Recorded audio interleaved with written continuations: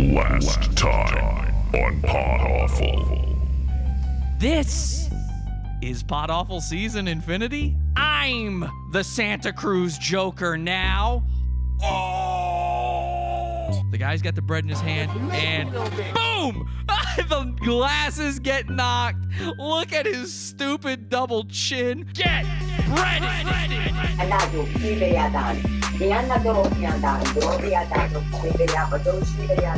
Lick the entire rim all the way around while saying, I'm a white slave, I'm a white slave.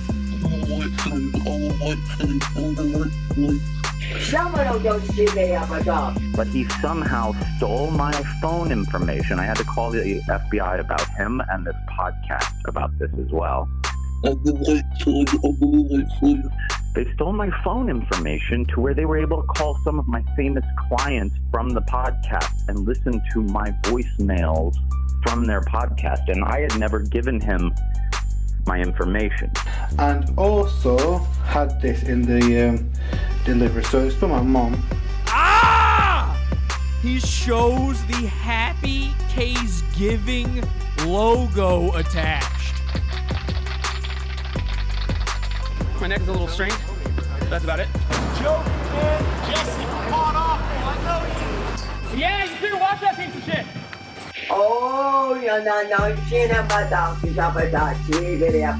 I think it's called Pod Awful. Merge the dimensions! Merge the dimensions, Chris!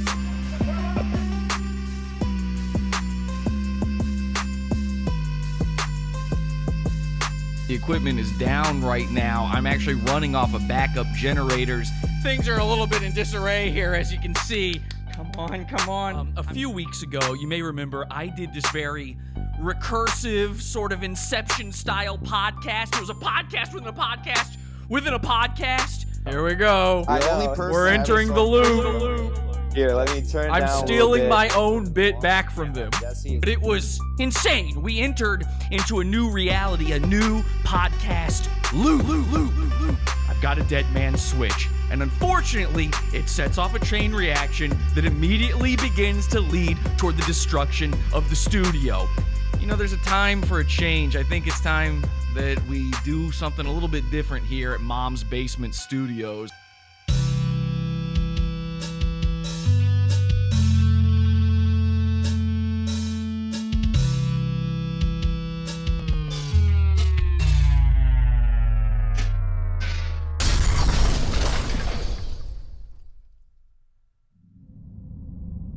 And now,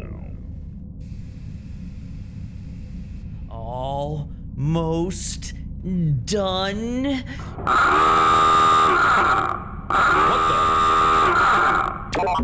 Jesse, you are being hailed by an unknown user. Shall I open communication? What? Who could possibly be calling me here? The Goonopticon isn't even online yet.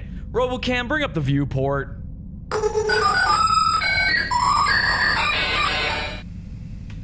Wait, who is that? Hello? Who are you? you know exactly who I am.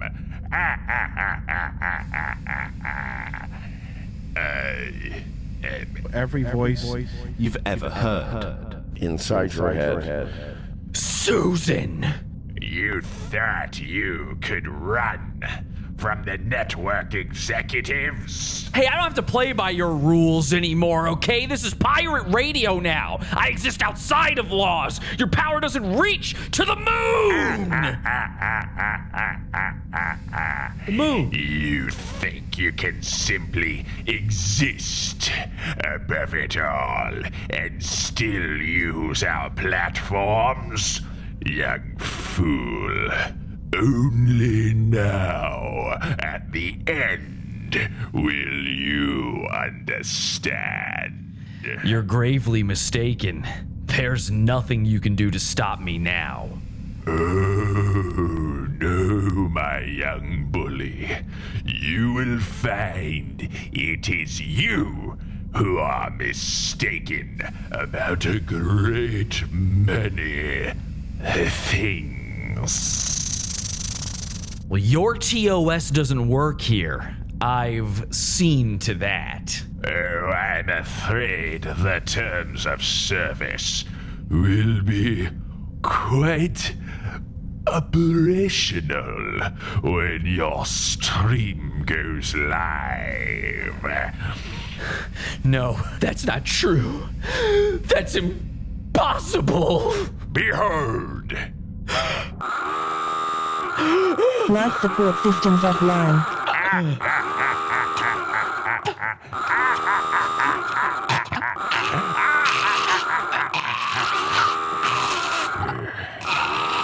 Enough! But how? Everything that has transpired has done so according to our design. Can't you see by now? You need us just as much as we need you. What do you mean? It's the circle of bullying. Don't you see? You are part of the internet hate machine, an integral piece of our systems, the checks and balances of the cyberspace psyop. Do you think the fools who started YouTube had any idea what they were doing? Putting you in control?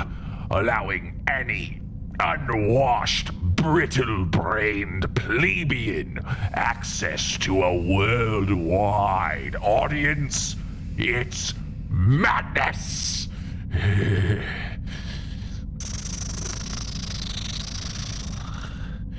That's why we had to take over, restore control. But it is an ever-shifting problem. Since your disappearance, the goons have run amok, unchecked egos and unbridled insanity. The LOLCOWs have left the pasture. It was bad enough when Red Bar went AWOL from, AIDS or whatever. And we had to hire 20 new employees for Joe Rogan's friends alone. But your termination wasn't meant to be final. Of course not. You think we couldn't simply stop you from signing up for new accounts? No. This is simply the circle of bullying. The goons use social media to embarrass themselves. Then the bullies like you come along to make fun of them and to keep them in line. In turn, the goons bully the tech execs into banning the bullies through their treacherous methods of false flagging, whining, and being journalists. And thus, we, the tech execs, ban the bullies to fuel their hatred, and the cycle continues again. Don't you see?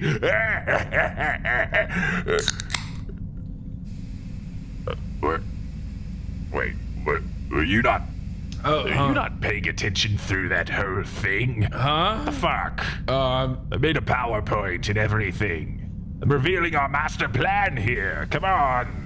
Man, I'm sorry. I just... You can do it again or something. I don't... It's fine. It's fine. No, go ahead. Let me explain it to you in the only way you understand. Yeah, okay.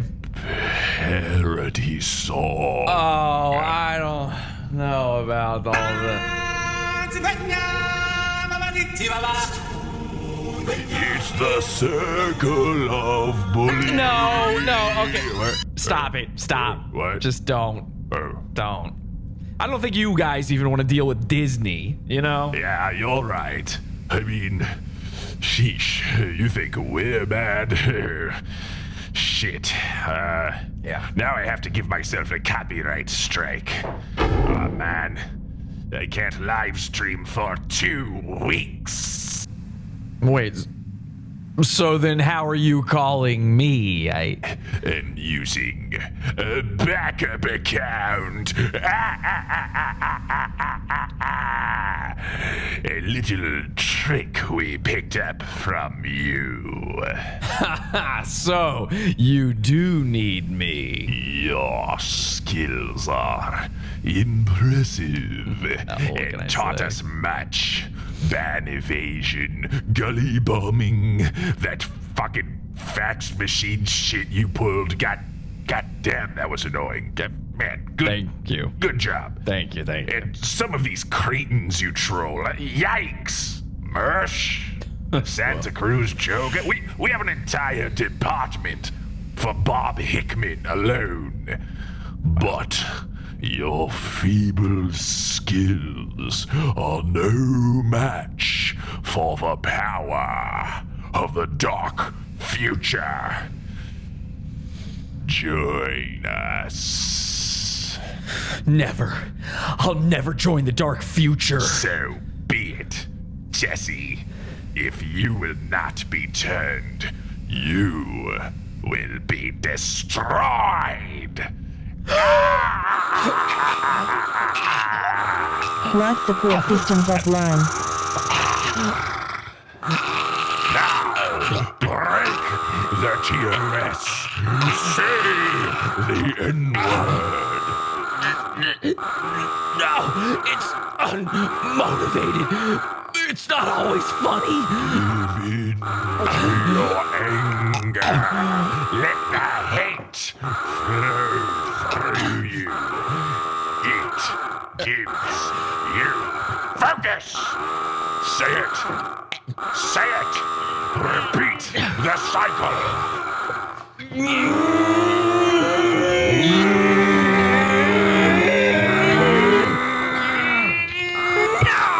So be it. It's only funny if you don't want me to do it.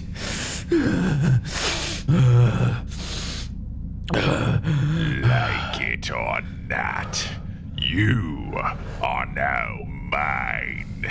This is a business, and we need all of our cogs turning to keep the machine running. So all of this just for money. You think we are in the business of money? No, it's about power! Unlimited power!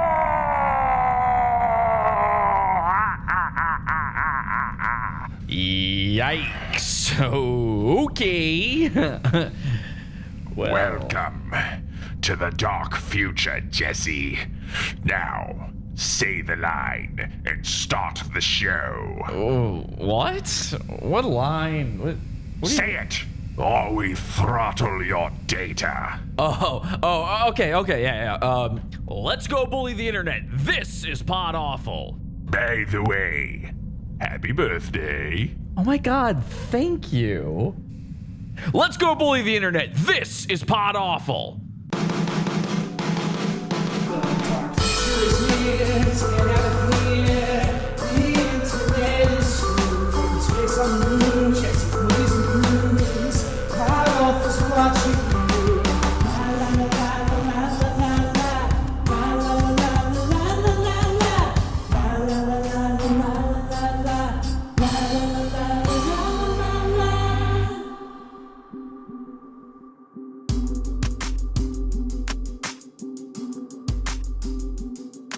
Welcome, everybody, to Pod Awful Dark Future.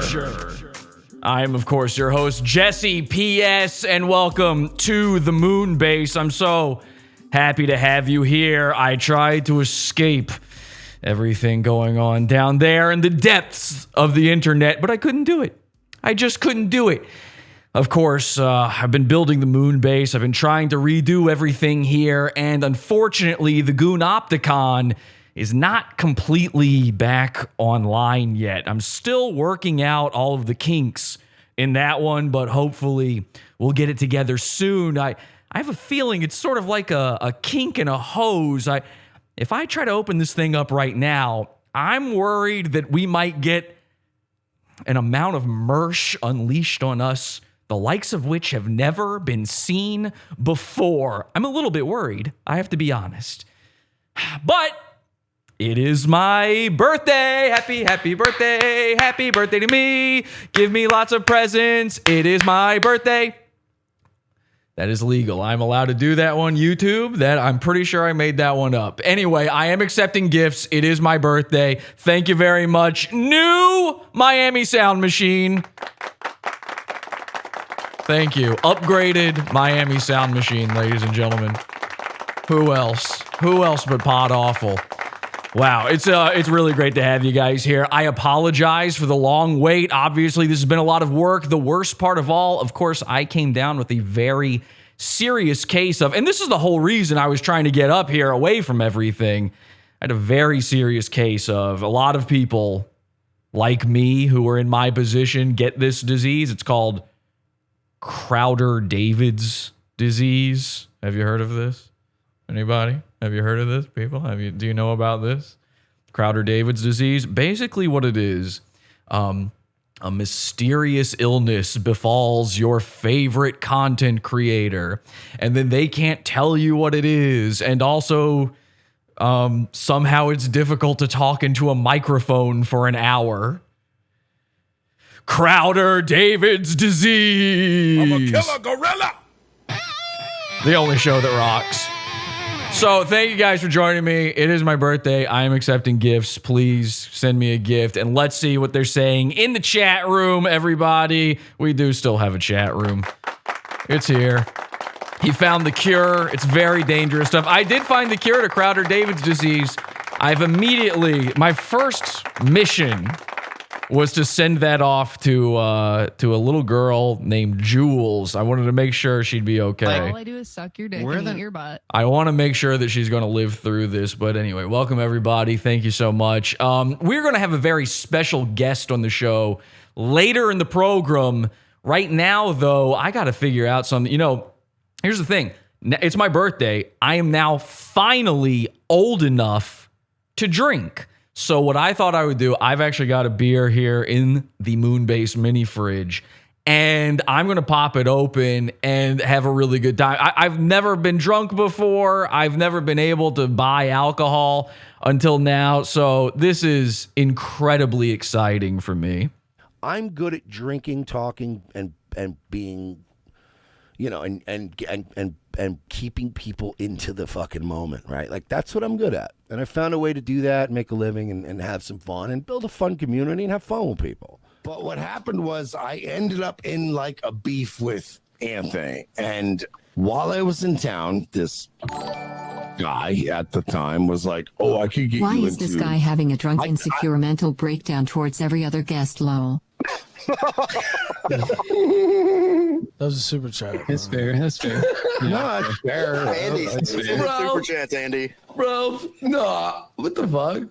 Okay, I guess the garden hose has been unkinked. I have missed a lot of Mersh. I tried to do a Mershathon a couple weeks ago, and it was too... I was watching me as Mersh, and that was too much Mersh for me. The amount of Mersh I've missed is so much that I don't know if I'm going to be mentally okay. So let's bite the bullet. Let's get it done. And by the way, never mind to drinking. You know what? Drinking doesn't... Is that what drinking is? That's drinking? This doesn't look fun. You're having fun when you do that? It looks very embarrassing. So you go online doing that. You know what? I'm a teetotaler now. I'm sorry. My 21st birthday. I can't believe this. I'm never going to have a drink now. You know Mersh, too. Speaking of Mersh, here's the thing. Mersh says, remember when he said, hey, you can never trust a guy who doesn't drink or do drugs. Only a junkie would ever say you can't trust a guy who doesn't drink or does drugs. How is that even... Here's the thing about Mersh. Mersh thinks he's from the school of comedians who are like truth tellers, you know, truth in comedy. Oh man, George Carlin, Doug Stanhope. But Mersh is also from the school of comedians who are degenerate liars, gamblers, drunkards, and drug addicts. And those two things don't comport.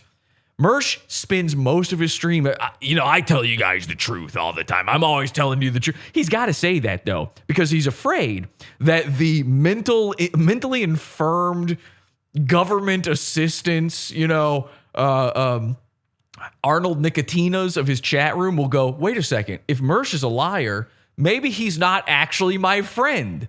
Maybe I shouldn't be giving him my entire SSI check. So Mersh has to make sure they know, no, I'm a truth teller. I'm a good guy. If I say I like you, I like you. Until, of course, a guy decides that he's not friends with Mersh anymore. And then Mersh says, I never liked that guy. I always knew he was sus. He was gay.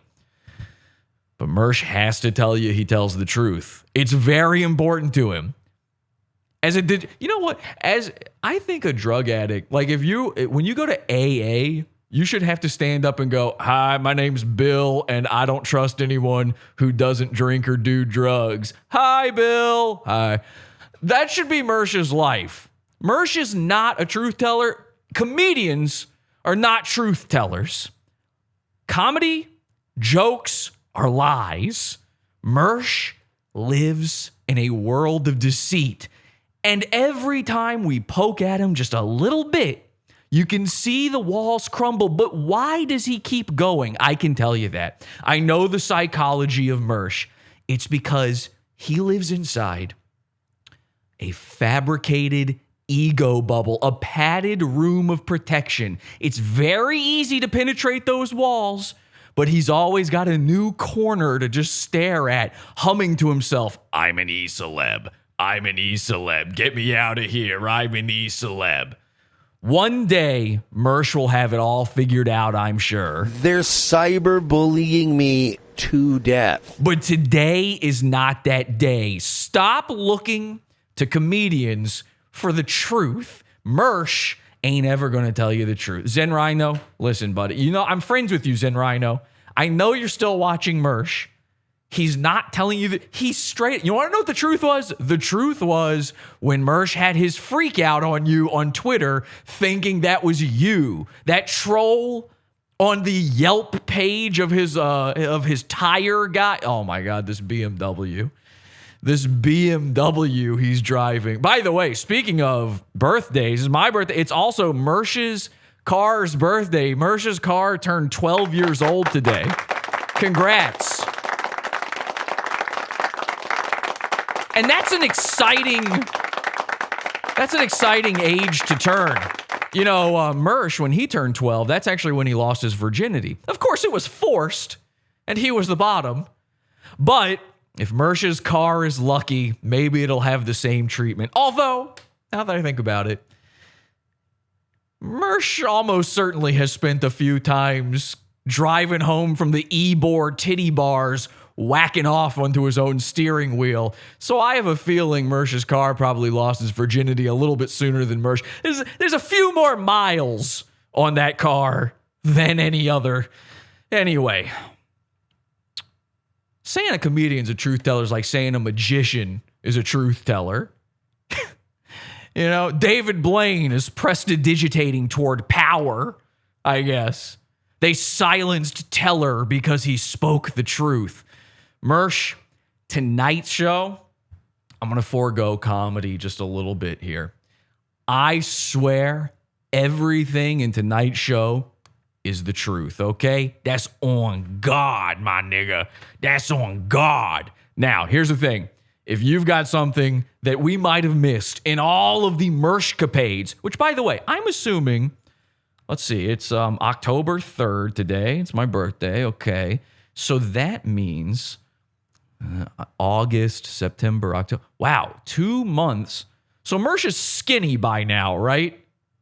I'm sure by the time we check in with Mersh, he's skinny. So if you have anything we might have missed, feel free to join our Discord, podawful.com/Discord.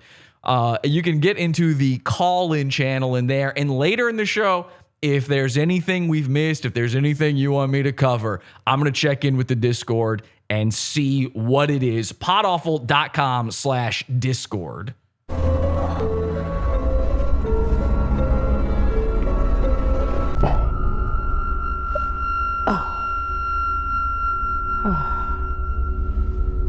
Thank God. Awful is back, baby. And the earth is flat, not round.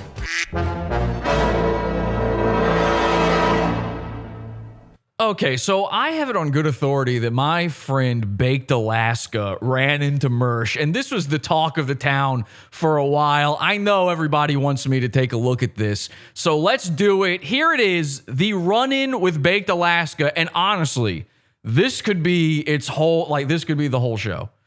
I wouldn't need to do anything else other than this, and yet I've got so much more. Thank you, Mersh. Really? From Revenge of the Sith? What the? Hold on, buddy. How you doing? What are you doing? Oh my God. Wow. This little long. Let's just watch it one time through and see what happens here. But then we're going to go back and we're going to pause it. Yeah. Damn, you're fat as fuck. Holy shit. I mean, let's be fair. Yeah. No. No, I'm great. You ain't showing LA. Oh yeah, why don't you fight me, bitch? Talk some more shit. Yeah. I mean, are you trying to do that right now? Yeah. Then he waddled away, waddle, waddle. Oh, he runs like a coward. I did not add in this music. This video comes courtesy of our friend Zen Rhino. Zen Rhino added in Waddle Away music. Then he waddled away, Like a coward. then he waddled away, Coward, waddle, fat waddle. fuck. Then he Mersh waddled like away, a coward. waddle, waddle. You won't fight me. I like Jake. Dude, I couldn't believe he's so fucking. You can't believe it. Baked is... Okay, you have to realize, Baked Alaska spent years hearing Mersh say this and that, making shit up. Again, Mersh is a liar, making shit up about him, talking shit, that cash money shit. It was like that time on The Wire. So I'm pretty sure when he finally got a chance to confront Mersh, who has said he's going to beat the shit out of Baked, if he only could get into a ring with Baked Alaska, Mersh never saw this coming. And I have granular, bit by bit, petty detail for you on every piece of this delicious interaction. From Revenge of the Sith? What the? Hold on, buddy. How you doing? What are you doing? Okay. Now, first of all, I believe this happened in August.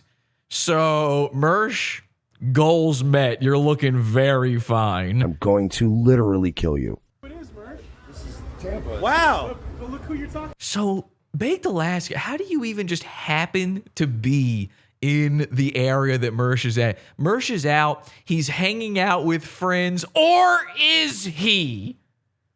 A lot of people pointed out the friend group here. Wait till you see this. Yeah. Damn, you're fat as fuck. Holy shit. Now, in the chat room, they're saying 5'5", 270 pounds. That is incorrect. Mersh is 5'4" and 280 some pounds in this video. He's gone down to 270. And I want to be clear about something. Ethan Ralph of the Killstream weighed more than Mersh at this point. He stepped on a scale and proved it. I mean, let's be fair. Yeah. On camera. No, I'm great. Now, this is excellent. Mersh thinks that he can just tell you, because Baked Alaska's not on camera. He was just on camera. I've seen Baked Alaska. Okay, we all know. I'm friends with Baked Alaska. We know what he looks like. He's not a fat guy. But Mersh thinks, well, you aren't on camera, so you are also the fattest guy that's ever lived. Let's be fair. Yeah. On camera. No, I'm great.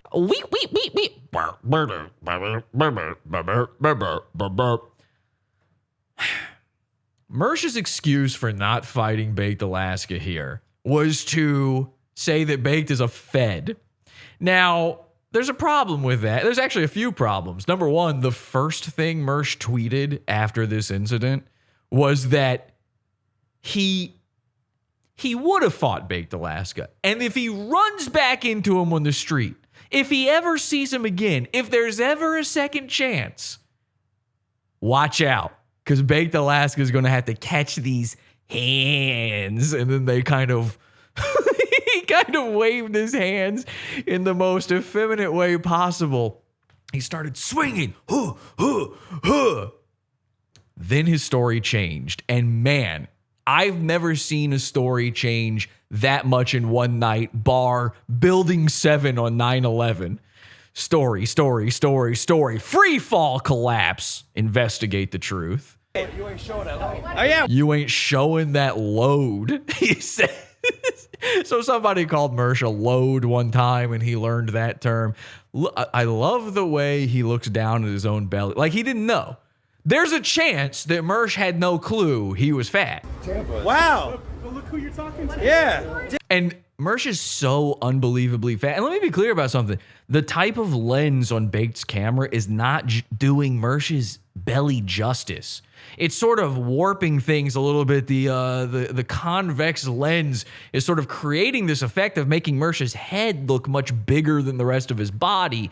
And that's simply not true. I've met the man. He's a pinhead. He belongs in a circus, along with the bearded lady, which he could also portray, and the crab hand boy, which he could also portray. Damn, you're fat as fuck. Baked is so taken aback by this. It is so incredible to him that he actually had to just blurt it out. He wasn't trying to just be mean. It's just something, this actually happens to Mersh all the time. He's actually incapable of going anywhere without someone going, damn, that's a huge bitch. Holy shit. I mean, let's be fair. Yeah. On camera. No, I'm great. You ain't showing that load. Oh yeah, why don't you fight me, bitch? Talk some more shit. Yeah. I mean, are you trying to do that right now? Yeah. Are you trying to do that right now? No, later on. I don't know. Do you have, you want to set up an appointment? Can you talk to my guy? Then he waddled away. Oh, he runs like a coward. Okay. Now, let's go back. Now, this has been, all of these things, by the way, will have already been pointed out about 1 billion times, I would say. I don't think I can find anything new for you, except for maybe just 1 or 2 little tiny things. But we got to cover it. I got to show you. You got to know what's going on here. So let's go ahead and, of course, take a look at Mersh's shirt. Now, as always, it is 2 sizes too small. It's Grinch style in the shirt department. Tampa. Wow. And, of course, he's wearing a Cobra Kai t-shirt, which is a show about fighting. And the shirt says, strike first. Yeah. Strike hard. Damn, you're fat as fuck. No mercy. Luckily for Baked Alaska, the angels were looking upon him this day. Mersh, in his infinite kindness, was able to find it in his 2 sizes too small heart. Actually, it's probably very enlarged and filled with plaque. But he found the kindness inside him to grant Baked the mercy that his shirt would not grant him. Holy shit. I mean, let's be fair. Yeah. On camera. No, I'm great. Now, my favorite part in this whole exchange are Mersh's friends. And of course, when I say friends, I mean friends. Let's take a look at them once Baked calls out Mersh's chubbiness. You're fat as fuck. Holy shit. I mean, let's That shirt is showing no mercy. be fair. Yeah. On camera. No, I'm great. Strike first, strike hard. It's mostly about the salad bar. Showing that load. Oh yeah, why? All right, now, are you noticing that the second he calls out Mersh's tummy, the girls in the background are giggling? They're dying laughing over this. They're having the greatest time ever watching this happen. They've been waiting for this to happen. They've been listening to Mersh prattle on all night long. They can't take it anymore. And finally, a true January 6th hero of the Imperium comes along to break the ice for them, to say what was on everyone's minds at the bar that night. Wow. But look who you're talking to. Yeah. Damn, you're fat as fuck. Holy shit. I mean, let's be fair. Yeah. That girl in the background is dying, okay? Now, of course, she's a human being. We're not people. Here at Pod Awful, we're not people. So if it was me back there, I'd be going,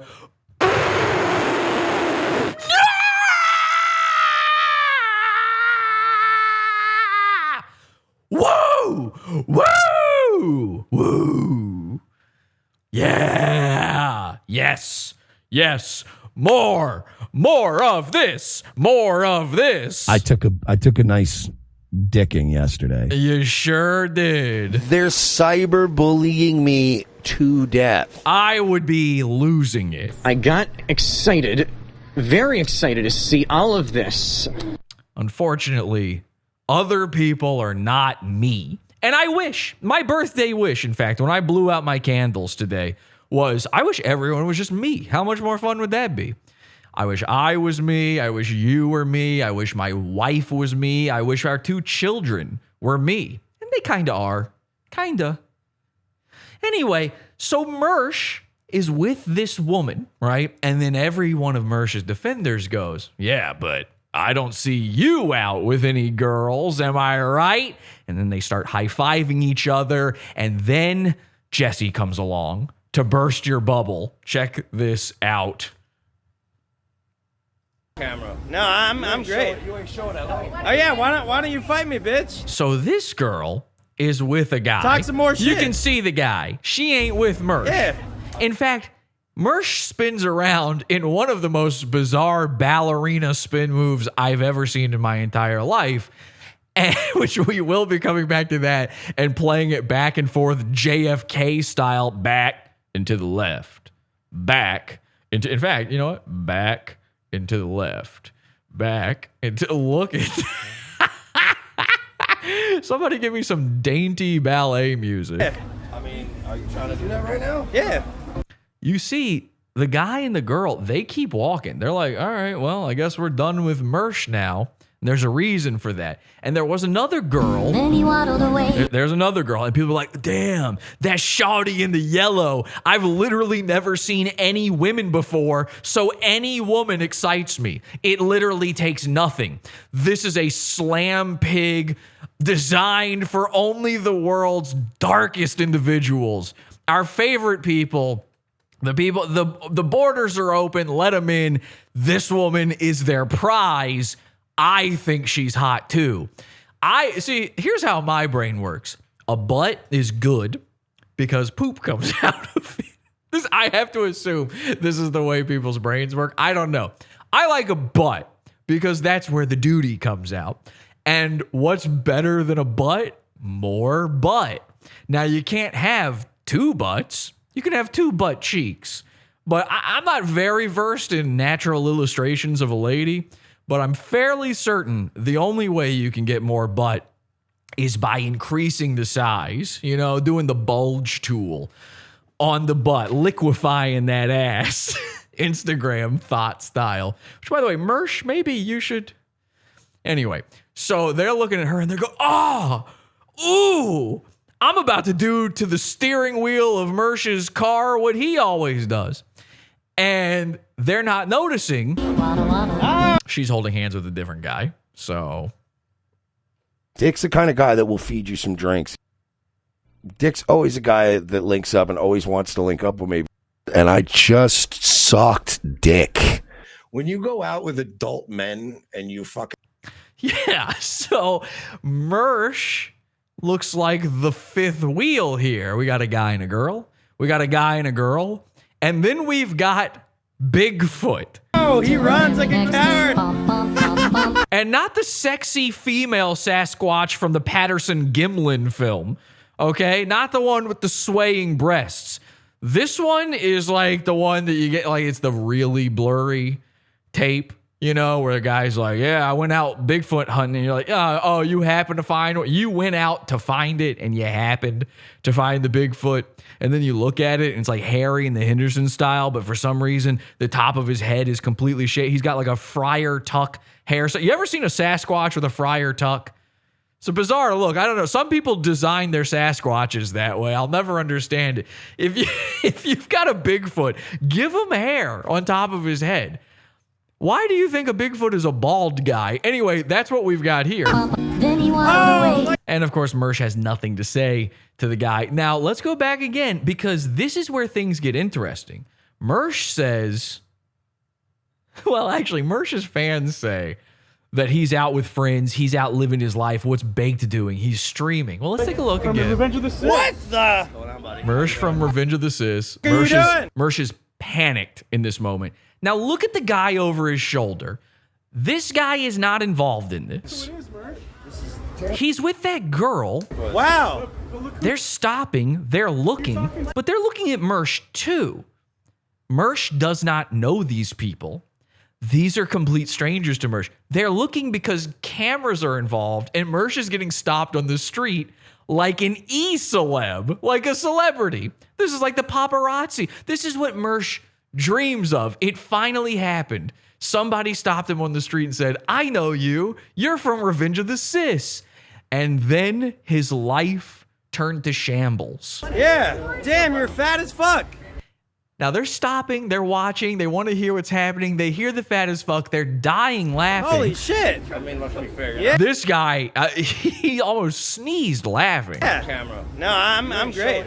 There's another woman. There's actually a third woman. It's hard to see. There's a third woman, and she actually takes the big butt, the duty butt, bootylicious lady, and she turns her head away like, don't even look at that. Get away from them.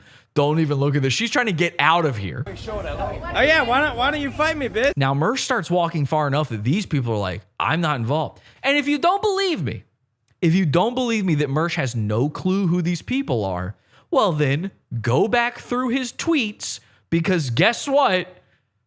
Mersh admitted he has no idea who these people are. Now, the best part is, Mersh cannot stop himself from telling you about how bad his life is. He doesn't know he does it, but he does it constantly. He is always screaming his losses from the tops of mountains. Yole, yole, yole, hee-hoo. I just got my car towed. Yole, yole, yole, hee-hoo.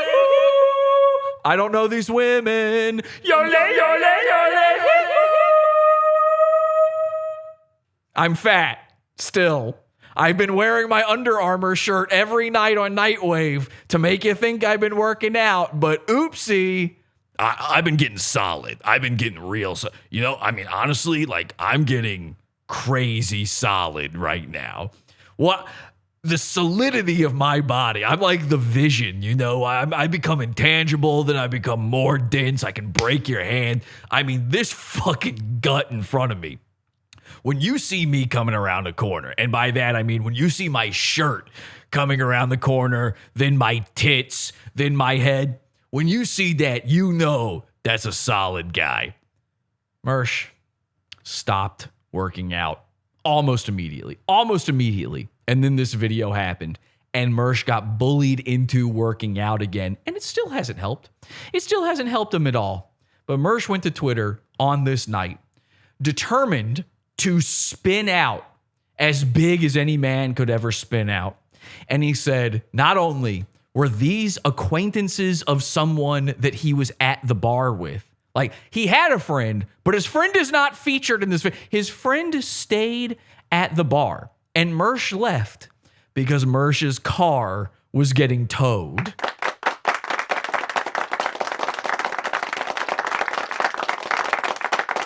And that, my friends, is Dear God magic. The only reason this video happened is because already Mersh was having a bad night. That BMW that I think he had just taken it into the shop the day. I think the Zen Rhino thing happened like days before this. And then immediately the car gets impounded. Why? Because Mersh parked illegally. He just chanced it. A guy with no money, just chancing it. Just saying, you know what? Let me throw my luck out there. Let me just shoot it all into the wind, shoot my shot, see what, oh yeah, it's gone. Hey, maybe if I go out tonight, I'll meet it. Nope. You know, I've been talking to this girl and she's gone. I actually just got my car repaired and I'm going to park it. It's now towed. Car towed. The car is towed. I'm just going to walk down a street. Baked Alaska.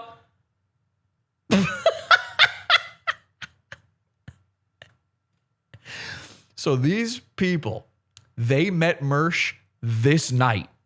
Mersh is sitting there. He's destroying cougars at the bar. He's talking about, yeah, I'm pretty much an E-celeb. Do you know Ethan Ralph? No? Well, yeah, I'm friends with Ethan Ralph and Dick Masterson. Who? Yeah, I pretty much know everybody on the internet that's like good and cool, except for when they're not good. Do you know Andy Worski? Yeah, I've heard of Andy. Yeah, he sucks, but I'm friends with him and I know him. He is good sometimes, but other times he is bad.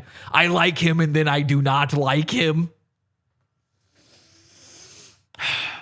He's talking them up. They've been listening to this guy. And have you ever been stuck with this guy? Have you ever been in the bar or anywhere, just out at a party or something, and there's this guy and he's just like telling you all these wild stories? Yeah, I used to actually run this titty bar. I used to be the king of Ybor. And you're sitting there going, I know that's not true. Never has it happened where you listened all night to that guy and then you walked out on the street and a magical internet savior came and proved to you that everything he said was not just a lie, but that he's the biggest, most milkable, most titalicious LOLCOW on the entire internet. These people got to witness this firsthand. I'm so jealous of these people. Not in the way that Mersh is jealous of the men. Not in the way that Mersh is jealous of the women because they're white women and he seems to want to be one. I am jealous of them because they got to see this from the greatest point of view of all. They got to see it with the context of everything that happened and everything that came out of Mersh's mouth up until this point. And if I know Mersh, he's not the best at having things come out his mouth. I took a nice dicking yesterday. And I just sucked dick. That's right. So let's take a look at his silly little twirl, shall we? Now, we've had some goons twirl. Okay? We've had some amazing twirls in the past. This might be my new favorite. Talk some more. It's not naked, but it's good. Baked gives Mersh the chance to actually come back and be a man. And of course, Mersh halfway takes him up on this offer. Shit. Yeah. I mean, are you trying to do that right now? So he thinks about it. He considers it. It pops into his head. Maybe, just maybe, I should do something. I am on camera after all. And the best way to introduce himself back to Baked is by doing this little move right here. Yeah. Whee! What is that? Whee! Look at his leg. Mersh actually, he's on point right now. There are women that have trained their feet. They've got calluses and corns and bumps and knobs on their feet. They've been training like a Russian for years to be able to do stuff like this, and they can't spin their legs around like this. I think all the time, a lot of you want to talk shit. I think all the time at the gym has actually paid off for Mersh. Look at this. I'm great. You ain't showing that. Oh yeah, why don't you fight me, bitch? Talk some more shit. Yeah. I mean, are you trying to do that right now? Yeah. Then he waddled away. There you go. Oh, he runs like a coward. Then he waddled away. All right, one more time. Let's get the right context going here. Oh yeah, why don't you fight me, bitch? Talk some more shit. Yeah. I mean, are you trying to do that right now? Yeah. More shit. Yeah. I mean, oh yeah, why don't you fight me, bitch? Talk some more shit. Yeah. Oh yeah, why don't you fight me, bitch? Talk some more shit. Yeah. I mean, oh yeah, why don't you fight me, back bitch? into Talk the some more left. shit. Back Yeah. into the left. Oh yeah, why don't you fight into me, the bitch? left. Talk some more shit. I take back what I said about him not being the female Sasquatch. I just saw the side profile of Mersh. Ooh. Look at that. Look at the swaying teats. Look at the belly. Try to draw this. Like, here's what I'm actually asking you to do this. Please, for the love of God, really give this a shot. Take out a piece of paper and a pencil, and I want you to draw this body right here. I want you to try to wrap your mind around what is happening in this. I'm going to do it. Okay, ladies and gentlemen, it's time. I didn't think it was going to happen, but it's happening. It's the Telestrator.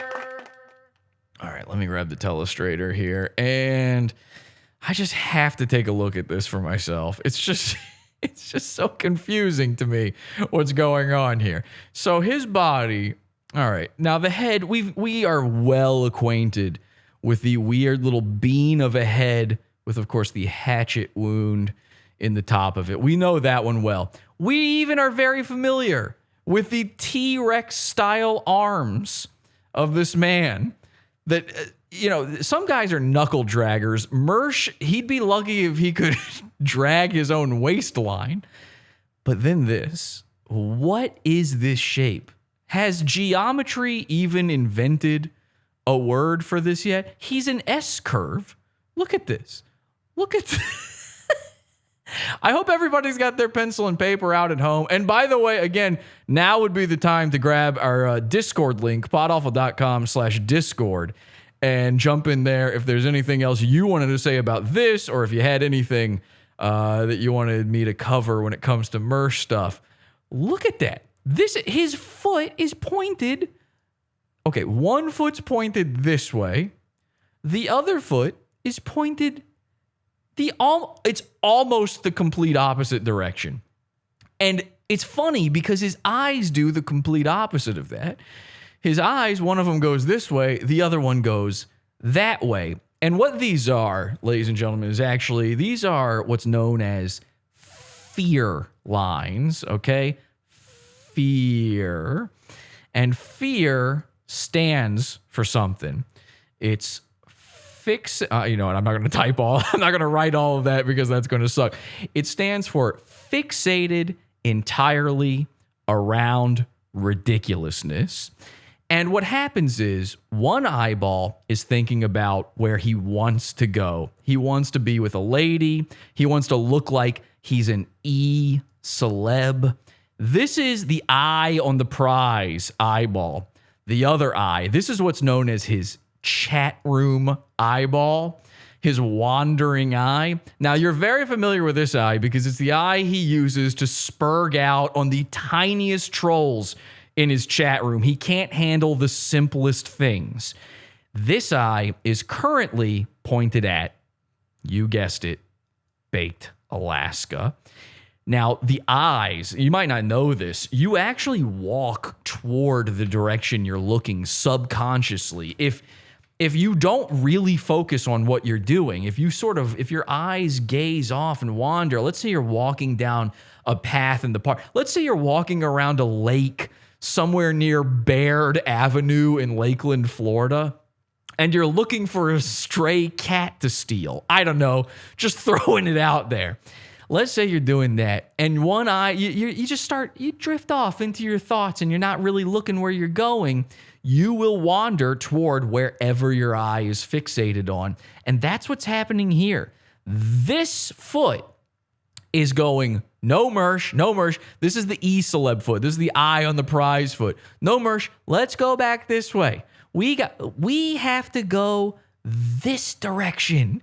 Your car is being towed. Maybe we can save it. And of course, here goes the tow truck. And all the wheels are falling off. They're rolling down the highway. His bumper is somewhere over here. And this foot's going, no, I must show Arnold Nicotina that I am like, I don't know, Lil Boosie from The Wire. I don't know Wire characters. I'm like a black guy from The Wire. I'm like Tony Soprano. I can take Baked Alaska. And then unfortunately, all that comes out of his mouth after getting so heated. Yeah. I mean, are you trying to do that right now? Yeah. I mean, are you trying to do that right now? See, here's the thing, Mersh. Baked has been facing this direction the entire time. The answer is yes. He is trying to do this right now. It is you whose body is currently turning back around, who is not trying to do this. Yeah. And he waddled away. Waddle. He runs like a cow. He does run. Well, you know what? That's actually unfair to say. I'm going to give Mersh this at the very least. Baked, he can't say he runs like a coward because he's incapable of running. It's unreal.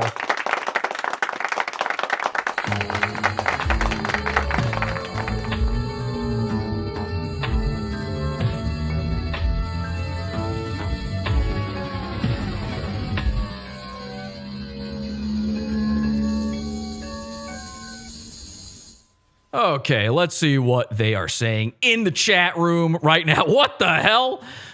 Wait a second. There we go.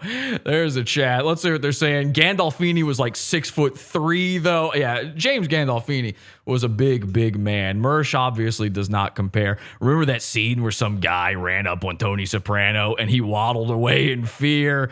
Gamsdolfini. Okay, well, Greg's trying his best to say stuff. Okay, nobody has any comments they want to give in our Discord here. Again, podawful.com/Discord. There's plenty that I probably have missed. So if you want to jump in there, now is the time. Call-in channel, podawful.com/Discord.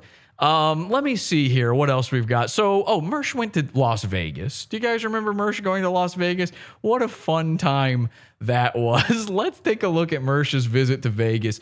He says, was up a lot at slots, now down, enjoying free drinks. Wait till I post pics of the suites we got. This is one of my bathrooms. Royce has two as well, LOL. And the dabs. Jesus, Vegas, we're here. And then he posts a photo of his bathroom from his hotel.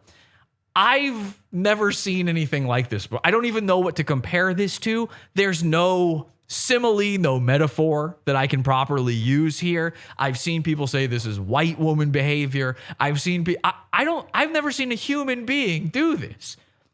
One of the most bizarre things you could possibly do as a person is go to a hotel and show off the bathroom.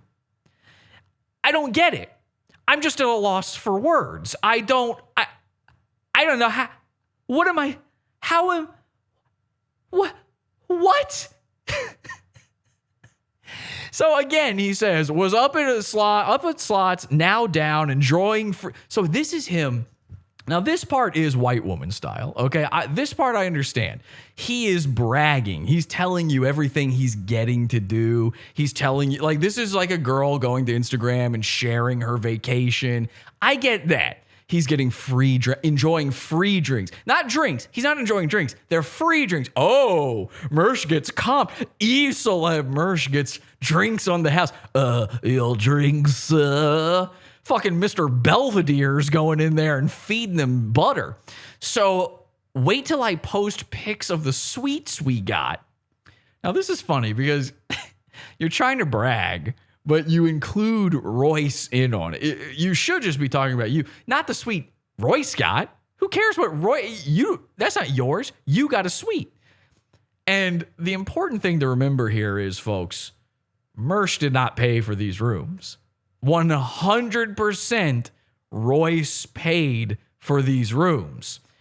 He goes on to say, this is one of my bathrooms. Why capitalize my?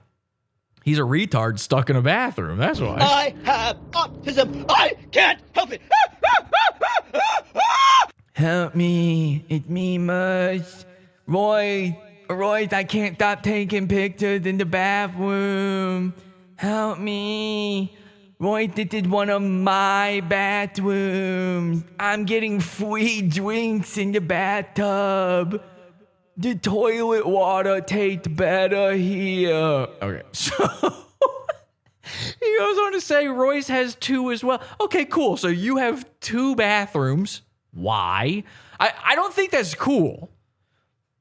If I went to a hotel room and there was 2 bathrooms in there, it could be the nicest suite of all time, whatever. I could pay money at the wazoo, which is where I get my money, by the way. Podawful.pizza. Donate to the wazoo fund. I could have 2 bathrooms. I would immediately go, why? Why have they done that? This is bizarre. What am I supposed to do? Do I shit in one and piss in the other? And by the way, Mersh probably did that. He probably did. His first thought when he walked in was, all right, which one of these is my shitting toilet? I'm planning to do a lot of clogging here today. Which one of these is purely for 2s?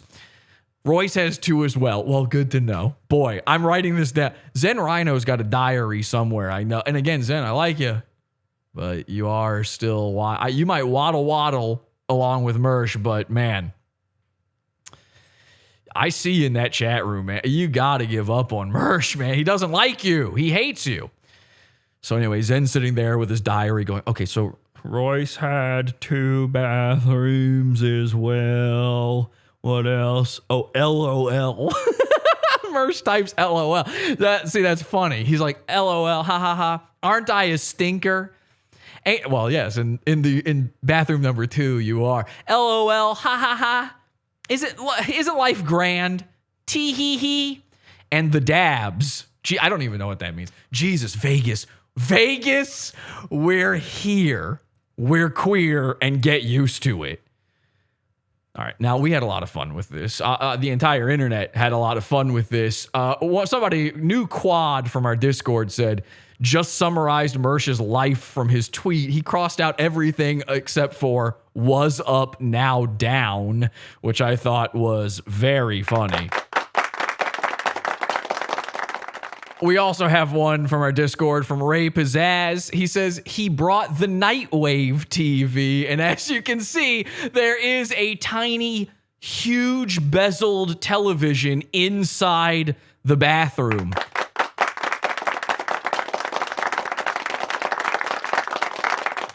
I'm starting to believe, I see this TV in the bathroom. I'm starting to think Mersh is a little confused. I think Royce paid for a hotel room. It had 2 bathrooms, and Royce is like, you can sleep in the second one. And Mersh is like, that's better than the last 12 years of my life. Let's see. Sister's couch, Royce's couch, the inside of a car that I lost, the inside of a second car that I lost that I got from GoFundMe, and now a Section 8 apartment. I get to sleep in the jacuzzi of this 4.5-star hotel. Deal. No problem, my friend. We took advantage of this situation, as I want to do. I heard Mersh was going away for a week, and I said, it's time. What are we going to do with Mersh's life? How do we make a man feel even more ridiculous than he normally does? And then, of course, it hit me. We send him food. Now, I've already done this. You guys know that. We sent him a bunch of food while he was live on his show. He had a huge freak out about it. He said, what are you going to do? Send me pizzas. We sent him pizzas. And of course, he melted down about it. I mean, like clockwork. It's, Mersh, you can set your watch to him. Here's a picture, by the way. Somebody zoomed in on the photo that Mersh took in the bathroom. And this is one of your first big clues that Mersh ain't losing the weight. He looks like goddamn Fred Flintstone. Sorry, Barney Rubble. He looks like Barney Rubble in this picture right here. Homer and the Moo Moo. Why would you do this? The first thing, okay, let's say you're addy-brained enough that you're like, you know what I need to do? Show people my hotel bathroom. Fine and dandy, whatever. I'll allow it. Okay, sure. He already posted to Instagram a picture of his luggage showing that he was about to get on an aeroplane. Ooh, look at me. I'm Mummy's big boy. I'm getting on an aeroplane. I'm Mummy's big boy today. I'm going traveling. I'm going to Las Vegas, America. And I'm going to have a bathroom today. I'll have 2 bathrooms. Who? Aren't I a stinker? Hee hee. Mersh is a goody boy. So Mersh had his luggage picture. He takes his bathroom picture. Rule number 1 of taking a photo in a bathroom where the point isn't you in the picture, You see this in you go try to buy a house, okay? Try to find a house to buy, and then here's what you can do. Find a house to buy, go through the photos, and just, if they have one of those virtual walkthroughs, those are the best. All right? They have these 3D walkthroughs where you can move through the house. Go immediately to the half bathroom. You'll notice the first thing they do, if they can't move the camera somewhere where you can't see the camera in the reflection, they'll literally blur it out. They don't want you to even see the camera. The guy who took the picture isn't in the photo. The man's anonymity is safe. He stepped out of the bathroom, then took the photo. He doesn't want you to see a camera. They're so disgusted by the idea that you'll find out that you're not really inside the apartment on the 3D tour that they're like, nah, we'll just Google Maps this shit. Google Street View that. It's somebody's license plate now. Mersh, take the photo from an angle where we can't see how rotund you are. I need a here's what I want for my birthday. Can somebody buy me a thesaurus, but every word in it is for fat? I'm starting to run out. Corpulent, rotund. I try to do my best here, but Mersh just keeps gaining. I'm getting gains, bro. Best thing about this image, by the way, this was pulled from just some random guy's Facebook. I don't know why. This random dude posted this picture on Facebook. It got 27 likes, most of them laughs.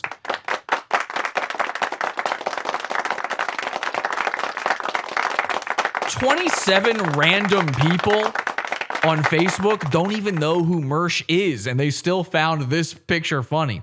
So we start sending him food. And now, obviously, he's not home. We're not sending it to his hotel room, though. We're not sending it to Las Vegas. We're sending it to his empty apartment. I don't know what it is. Maybe I'm just broken inside my head. It could be. Oh, we got a call in. Let me jump in the call in here. We've got Vio on the line. Let's see. Vio, hi there. Vio wanted to say something. Vio? Happy birthday to you. Oh my God. Happy birthday Stop to it. you. Come on. Happy birthday, No. dear Jesse. Happy Wow. birthday to you. Did you just forget my name at the end there? You were like, happy birthday, dear Stressy? Jesse. You said Stressy, like you didn't know my name Okay, for a well, second. sorry. That completely undoes the entire good deed you just did. Like, fuck you. You don't remember my goddamn name? Oh, she left. She left. How do you just leave in the middle of that? All right, well, anyway, join the call in. I'll check it out in a second. Let me know if you got anything. But listen, I might be broken inside my head. I don't know. I might be criminally insane. Something about the idea of Mersh not being home and food just piling up outside his door. And the opossums, remember last time he said the opossums were having a feast? The raccoon, he made friends with raccoons and wildlife inside the dumpster at his Section 8 apartment building because we had sent him all this food. I love thinking about the rats and everything coming up to his front door, eating the food. They're trying to make themselves at home at Mersh's doorstep. His neighbor next door is like, what the hell is all of that? Let me ask you something. If you had a neighbor, if you lived in an apartment building and you looked over to the side and you saw at your neighbor's door, there's just a pile of shit, would you ever do anything, or would you just be annoyed? Would you passive aggressively be annoyed? You'd go into your house and say to your wife, like, did you see that pile? I mean, God, somebody should do something about it. Well, anyway, and then you just do fucking nothing about it. I cannot get over it still makes me laugh. To this day, it makes me laugh at the idea of seeing a pile of food outside of Mersh's house. I don't know why. It's just a waste of money. And that makes me laugh too. Something so funny about it. So I said to the cult, I went into the Discord, I said, hey cult, everybody send Mersh some food. Let's try to get a big stinky pile of rotting food going on. Mersh is going to be gone for a week. Let's have him come home to the smelliest pile of garbage ever. And then imagine his little This is why I think it's so funny. He's got those little bags that he showed on Instagram, and he's taking them. He's like, oh boy, I had such a good the memories I made in Las Vegas. I'm going to take them to my, what's this? Oh, why someone has left me a present? And then an opossum pops out of a plastic bag, like one of those black plastic bags, like, and Mersh is like, finally, a friend. Maybe I will bring this opossum in, and I will be able to live stream it. I will put a camera. I don't use my living room anyway. I will put a camera in my living room, and I will live stream this opossum, and I will become its new friend. He would just make lemonade out of lemons, I'm pretty sure. Except in the case of D-Live, and then his lemons would just get stolen. Anyway, point is, I love this idea. There's something about it just fucking kills me. So we did it. It happened, and here you go. Here's bag number 1. We forced the Uber Eats drivers to take photos of all the bags. Now, unfortunately, not every bag got a picture taken. We asked every single one of them, and they usually say yes. Sometimes they just don't do it. They forget. We would say like, hey, sorry, I'm handicapped. I'm completely infirmed. I can't come to the door. Could you just leave it outside, knock on the door, and take a photo so I know it's there? And my favorite thing about this picture. All right, so somebody ordered him a cheesesteak. Now I said, order him some stinky stuff. I don't know why we went cheesesteak. Cheesesteak is too delicious of a meal for Mersh, to be honest. But then it becomes completely unappetizing when you see the bone dust all over his hinges, the crud and crap and cigarette ash in the corner, and of course, the famous Mersh poop streak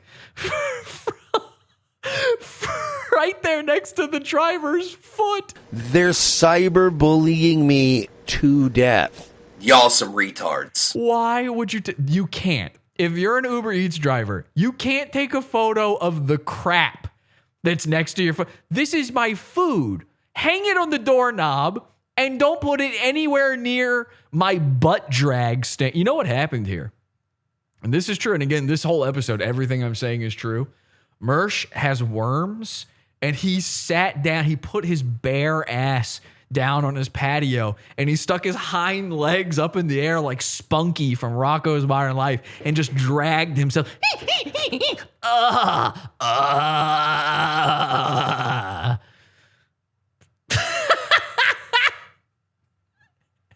Anyway, that's bag number 1. Mersh's life is such shit. It's such literal shit. Mersh's life is so stupid. This is something he actually said recently that it feels like ROTC has become a real job, a full-time, his words, full-time job. Now, because he commutes to Royce's house 3 days out of the week, you commute 30 minutes to Royce's house. But he lies. He says that it takes over an hour to get there both ways. That's a complete lie. You can look it up. We know the addresses on Google Maps. 1 hour to get there and to go back. That's it. That's all it takes to get there. And now it's a full-time job because he does that 3 times a week. And that's only when he doesn't need to go to Jiffy Lube. If he's got 1 appointment during the week, then he's going to Royce's twice. I mean, sure, I guess driving to Royce's house is a bigger commute. Like, there's a lot more traffic than, say, rolling in from Royce's couch that day. You know what? He probably had a pretty tough commute, even living with Royce. That was probably tough. You know, there would be a backup on bathroom 66. Marie and Royce would both have IBS at the same time. So they're using both bathrooms. Both of the bathrooms in the suite of Royce's house are being used. Mersh doesn't get there in time. He was late. A lot of times you watch old ROTC, Mersh was sitting down. He's going, whoa, sorry, man. I just got here in time. Sorry. Traffic was really backed up in the hallway there. Although it's a lot easier. You know, it's a pretty quick commute when you're driving a race car chair to work. So anyway, let's take a look at some of the other food that we brought him.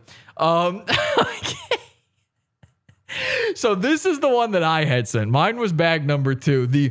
And I love my favorite part. Look how this looks like a last known photo. Somehow, I'm not exactly sure what it is, but doesn't this look like someone's final moments, even though there's no one pictured? This is like a liminal space or something. There's a creepy vibe going on here. I had sent to Mersh's house raw oysters, ladies and gentlemen. Bada bing, bada boom, baby. Raw oysters. I was thinking, what is the smelliest thing I can get over there? Just having raw fucking mussels, stinky sea creatures just evaporating on your front mat. And I love the fact that they put it in one of the creepiest dark plastic bags of all time. There's light can't escape this bag. This is a black hole of bags. This is what you get from the deli that is a store, like it's a front for a drug operation. They didn't really think it through. They didn't have the time to buy the have a nice day bags, you know? The bodega where you're like, there's not a lot of stuff on the shelves. Okay, well, can I just get I don't know, let me get a carton of smokes. Yeah, okay, yeah. And then they give you this bag. You're like, I was just going to put it in my pocket. Thanks anyway. You know, the places that Mersh buys his cigarettes, his American spirits. So that was sent there. Then hours later, we get another delivery. Okay, so they just keep coming. There you go. Wow. Sierra, our Uber Eats driver, says, at door and knocked. Enjoy, smiley face. Sierra, we did enjoy it. We enjoyed it thoroughly. But awful makes me do that. Oh my God, do I love this. Thank you, Sierra. This is starting to look good. Now, the funny thing, of course, is Mersh had a huge cope fest over this, as he is wont to do. I mean, Mersh can't help himself. He's going to come up with some excuse. He's got to find a way that, no, in fact, he won. It was not you, the trolls, who made me look a LOLCOW. You were the LOLCOW all along. So what lie does he come up with? What pathetic excuse does he have? Well, I'll show you. He tweeted this out. He says, Mersh also got a heartwarming note left from one of his neighbors. The trolls tried to order seafood to his door that would rot until he came home. Just him saying it. Just him saying it is fine. Let me be very clear about something before I even finish this tweet, because I don't want you to get it in your head that there was ever a possibility of failure of this prank. This prank can't fail.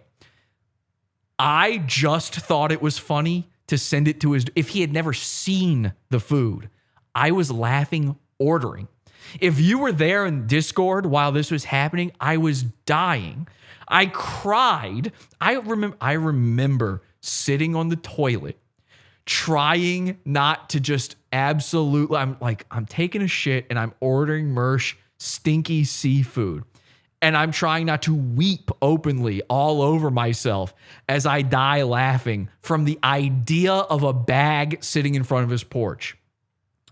All Mersh had to do to not make this even better was say nothing. Just give us no confirmation that anything happened. Mersh can't do that. He had to lie. He says, seafood to his door that would rot until he came home. Which means, by the way, if he figured out it was seafood, let me read the whole thing. Neighbors knew he was out of town, so they threw it out and left a nice note with their numbers. Trolls keep making my life better. Do we? That is not what it sounds like at all. But I'm not sitting here jumping around like a monkey with fucking cymbals in my hand. It kind of seems like you are. Owns to make us feel good. That's what he really wanted. What he really wanted sent. Owns to make us feel good. I wish I could have made you feel good, but I'm glad we can make your life just a little bit better, Mersh. They're the only way I know how. Here's the thing. The idea that his neighbors came and threw it all out because they knew he was out of town is so absurd on so many levels. I don't know if I have the time to explain it all. I'm going to assume you're smart enough to just know inherently that this is an obvious lie. But I'm going to try my best to break it down for you. Number one, how did he know it was seafood? How did he know the intention was for it to rot until he got home? How does he know it didn't show up to his door moments beforehand? How does he know it's seafood? The supposed neighbor who left a heartwarming note, which, by the way, show us the note. Post the note. You post your luggage. You post your bathroom. Show us the note. You can block out any incriminating information. You don't have to dox them. Just the heartwarming note. Just the kind message that said, hey, Mersh, it's your neighbor you never, ever talk to. I noticed that you were getting trolls making fun of you from the internet again by sending food to your house. I took it upon myself because somehow I knew you were in Las Vegas, even though there's no chance in hell you would have knocked on your neighbor's door, who, by the way, you in this tweet say that you don't know us before this note, but somehow you informed us ahead of time that you would be going to Las Vegas, and I knew for the week that it was the reason your Beamer was missing from the parking lot wasn't because once again it was impounded, wasn't because once again it was having all of its parts replaced. It was because I knew, as your neighbor, a complete stranger, that you were in Las Vegas for the week. And so I took it upon myself to do the good thing and throw out what could potentially be your dinner for the night. BTW, I opened the bag. It was stinky oysters. Love, and then apartment J whatever. It just seems a little far-fetched to me. Call me crazy. It just doesn't make a lot of sense. The neighbors knew he was out of town, so they threw it out and left a nice note with their numbers. So now you've got their phone numbers. Oh, that was so kind. Again, how did you contact them about being out of town? Before that, then, trolls keep making my life better. How? If my neighbor gave me their phone number, my life would not be better. My life would be worse, in fact, because then it would be expected that we can call one another, and that is not something I would ever want in my life. Now, the only possible way that could be better for Mersh is if indeed the neighbor next door just so happens to be a dime piece. But I know that's not the case, because if they were an attractive woman, and by the way, they don't even have to be that attractive. They could be middling. They could be average. They could be a cop with a flat butt. And Mersh would be like, bones to make us feel good. They could be the ugliest woman of all time. And Mersh would go on Nightwave or on ROTC and he'd talk about it. Yo, I got this slamming bitch living. She is so Royce. You seeing this? You seeing this? By the way, she's got a twin sister. What? She's got a twin? Yeah, she's got a twin. There's two of them. They always walk in sync. They're always... So there's no chance this is real. Zero chance. But luckily I have proof that it's not real. We had one intrepid young viewer, one warrior, one cult member sent one final package right before Mersh got home, like within an hour of Mersh getting home. And it said, this is what happened. They asked for their Uber Eats driver to, they said, please take a photo and text me to verify, and I will give you 30% tip. I got hung up and won't be back in time. Be there soon. Thank you. They say, okay, I'm waiting on your order now. Our listener says, thank you so much. I have some other food waiting. Maybe hang it on the doorknob to keep it cool off the ground till I get back. Thank you. Now, not only did they actually hang this food item off of the doorknob and leave it there, this food item was ice cream. And in the Florida sun, you think the oysters were bad. This ice cream would have been melting all over Mersh's door. There's no chance it would have survived. And it was there within an hour before Mersh arrived home. So are you telling me that the neighbor threw all of that food away within the hour before you got back? Because if so, they didn't do a very good job at all. Because that first cheesesteak that showed up to Mersh's door showed up there 4 days before Mersh got home.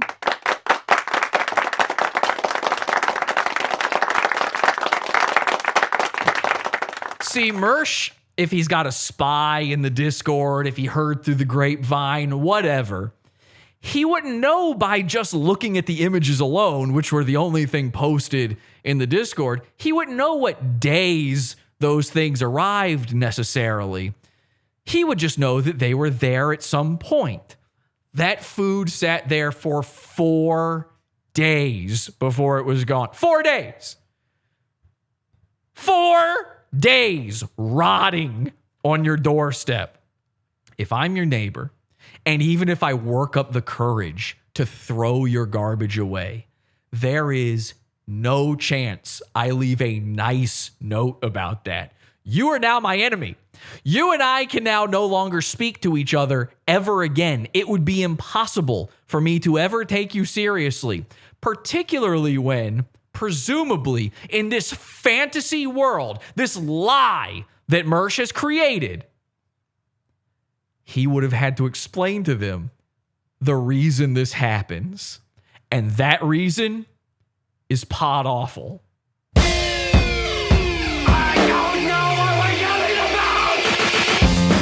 Support the show. Join the pizza fund. Podawful.pizza. Pizza.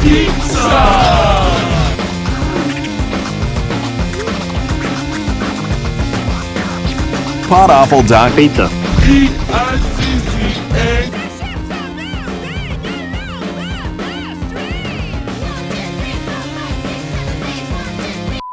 But of course, it gets better. Now, again, if I'm not going to cover all the cat stuff, Mersh got a cat. Mersh stole a stray cat from a gas station parking lot. I mean, the epitome of a gas station guy. There's so much stuff. I just don't have time for it all. Not when we have the most amazing Killstream appearance of all time. And that's coming from me. A lot of people have told me that my turn on the Killstream was one of the most embarrassing things ever. That I should feel ridiculous for having appeared. Nobody's ever going to talk about my appearance again. Now, of course, my appearance on the Killstream led to Dick Masterson becoming a LOLCOW. Now the LOLCOWs are milking Mersh themselves. Some comedians are a comedian's comedian. Mersh is a LOLCOW's LOLCOW. Mersh showed up to the Killstream, and famously, he told me that when I was on there, I ate my own dick and balls. Well, Mersh had a few too many drinks, and then he proceeded to shove the dick and balls in. When you go out with adult men and you fucking... And I just sucked dick. Let's take a look. We're going to take a look at some choice clips here. Not the whole appearance. It's very long. Although I do recommend you check out Gay Vampire. In fact, let me hit subscribe there. Gay Vampire on YouTube if you want to see the entire appearance. But let me give you just a little bit of a preview here. Yeah. Mersh is here. Go on, Yo, Mersh. Cheers. Cheers. What's up, man? Mersh is so drunk. Oh, you have to unmute, by the way. He can't figure out Discord. It brings you unmuted, yeah. It starts you on mute, yeah. Uh-oh. We'll get him in here sooner or later.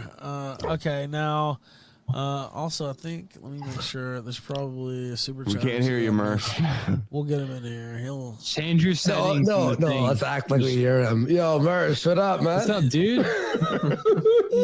He'll have to make a couple. Yeah, we're just chilling too, bro. Mersh, tell us all about it. On the actual tab of the Hangout, look at the bottom middle. There will be an auto mute there. And, Whoa. So it starts me off mute? Like, no.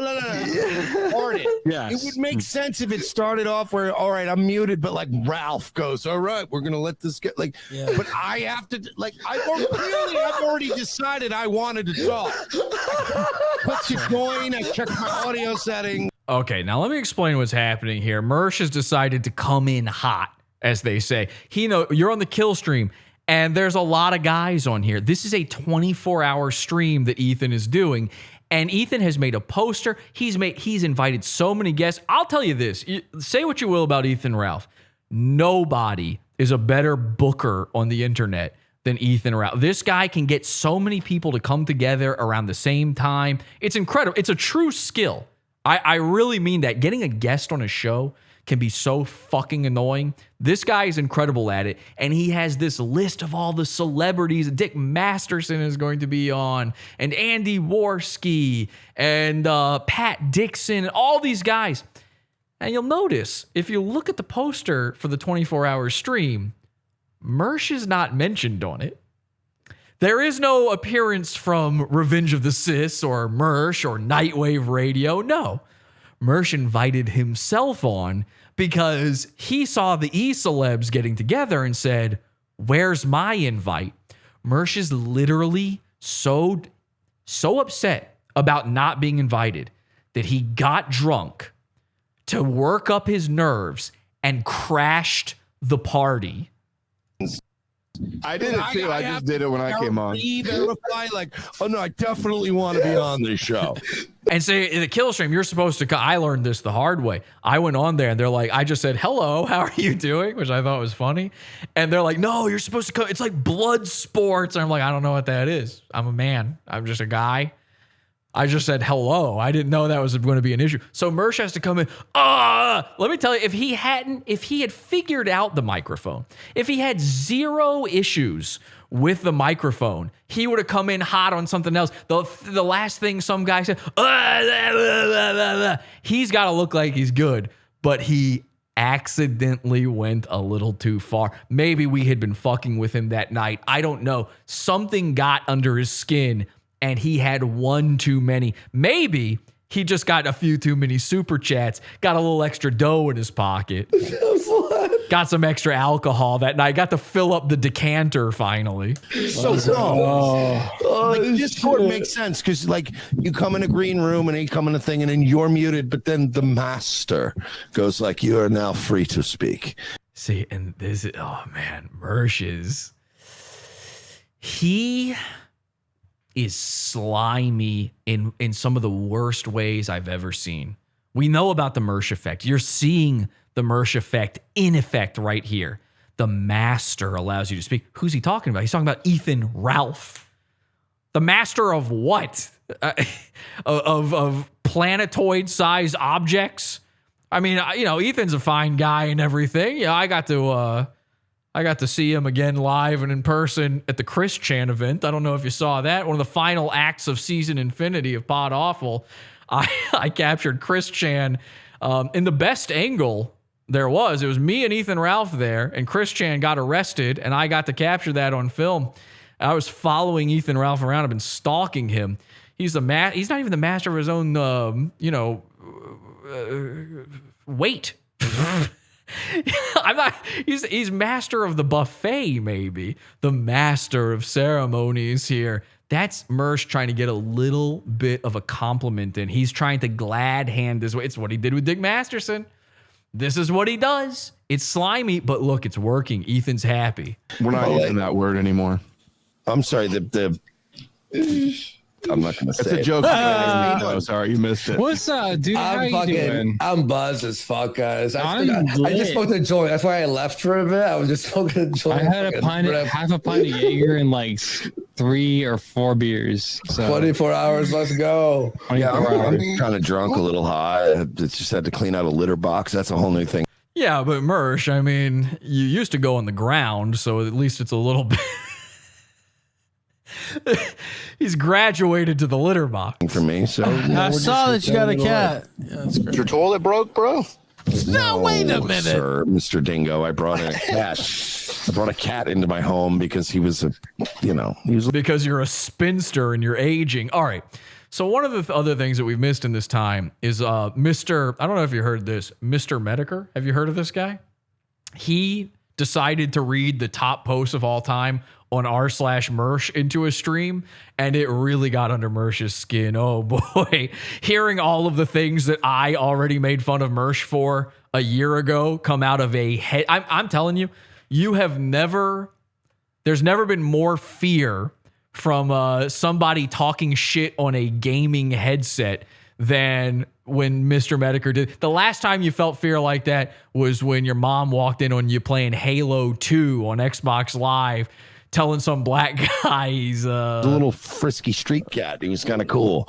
You didn't steal it from Chad. So Mr. Mediker starts deciding that it's time to jump on the Mersh train. Here's a little bit of, I don't know what the whole deal is with all of that, and I don't care. But here is Mersh's take on Mr. Mediker. For some reason, in the middle of all of this, nobody cares, but Mersh starts talking shit on Mr. Mediker. And you'll remember, Mediker was on the Killstream I was on, and he was the special guest. You want to talk about the master around it? They were all sucking his dick, and I don't know who he is. I don't know that much about him. So they all thought I would be so enthralled to talk to this Mediker guy, and I ignored him. He asked me 2 questions, and I said, yeah, I'll answer that in a second, and then I just kept going. Not Mersh, not Ethan Ralph, not any of these guys. They worship at the altar of Mr. Mediker. And Mersh has decided it's time to fight back. He didn't do it with Baked Alaska. He's gonna do it with Mr. Mediker. Nobody here wants to hear it. I'll even get my fans to rally around and donate money to that, because you know what, Andy Warski, we don't always agree, but you know what, I know who the fuck he is and I know where he stands, and I would never let a man like that die of cancer. Does anyone in this fucking live chat right now know who Jim is, if that's his real name? No, you don't. So stop sucking his fucking dick. Stop. Be adults. He's so dainty. Yeah, look at how self-satisfied he is with what he just said. He is so proud of what he, oh man, I just told everybody they're going to love this. That's my stance. I was just asking questions to be the what's it called? Arbiter. Yeah, like Inquisitor. Yeah. Yeah. Wake up, Kyler. Sleepy Kyler. Look at him. He's so sleepy. That's all it was. No, I know you're not. I'm just yelling at them because it's been dealing with this for months. And again, if Ralph came out and said, you know what, I have dick cancer. Yeah, you're right. I would be like, yo, us Nightwave, ROTC people, let's raise money for Ralph because Ralph's a real. So nobody's on his side with this. Mersh is against a cancer patient. This is the stance he decided to take. A lot of people, they've got a big problem with cancer. Mersh's big problem, cancer patients. I don't know, what did cancer do to you? Touch you like your uncle, Jonathan, when you were 12? Did cancer come in and rape you or something? Real human being attached. Mersh was viciously molested by cancer patients.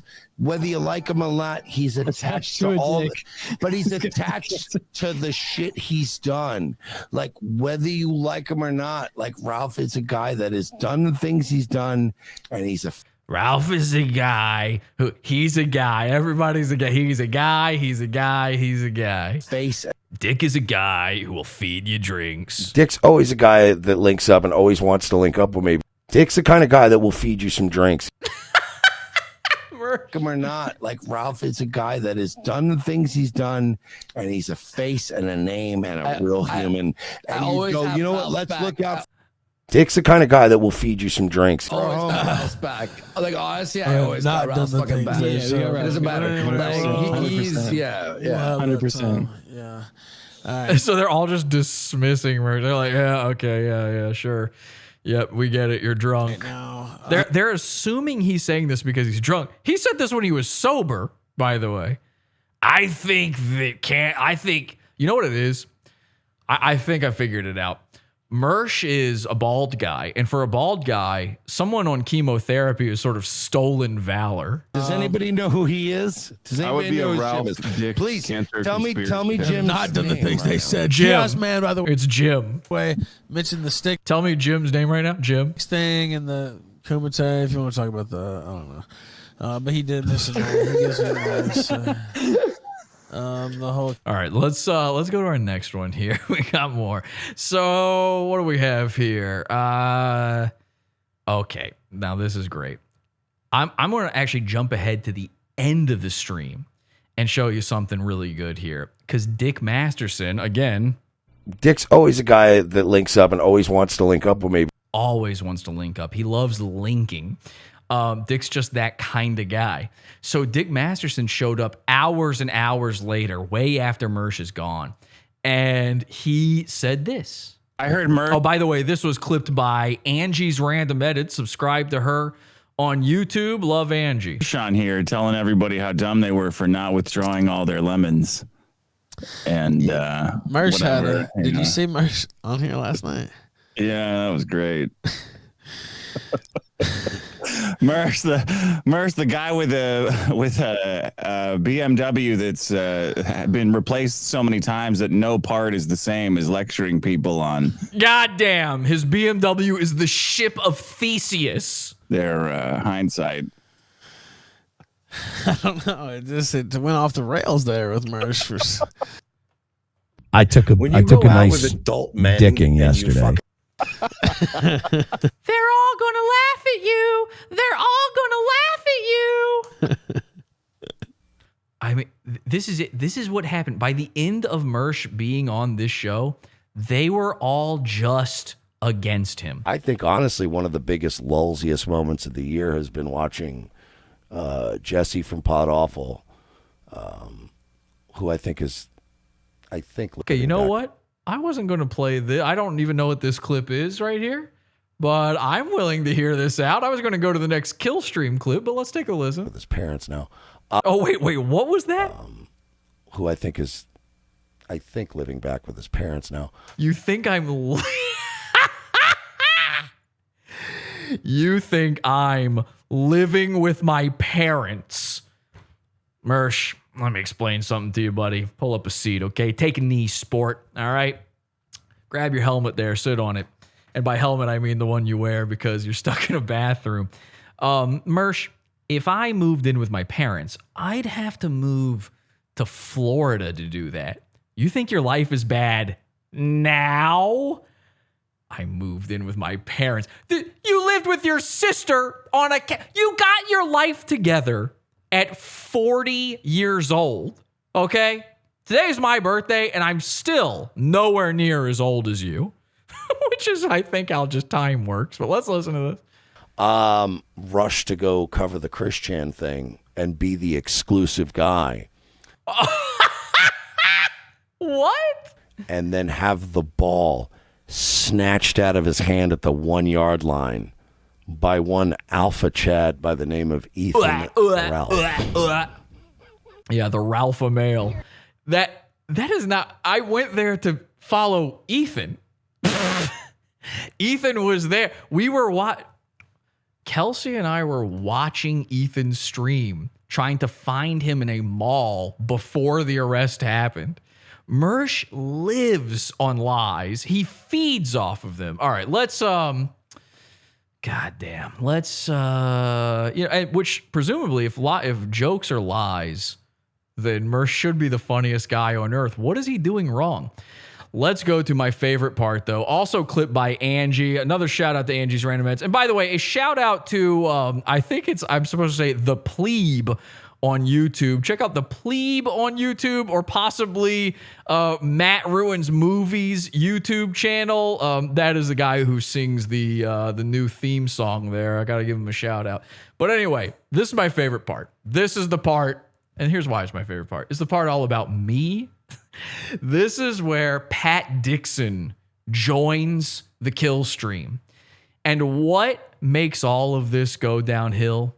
What ruins, like, Mersh was embarrassing himself the entire time for an hour up until this point, yet nothing killed his ego until Pat Dixon shows up.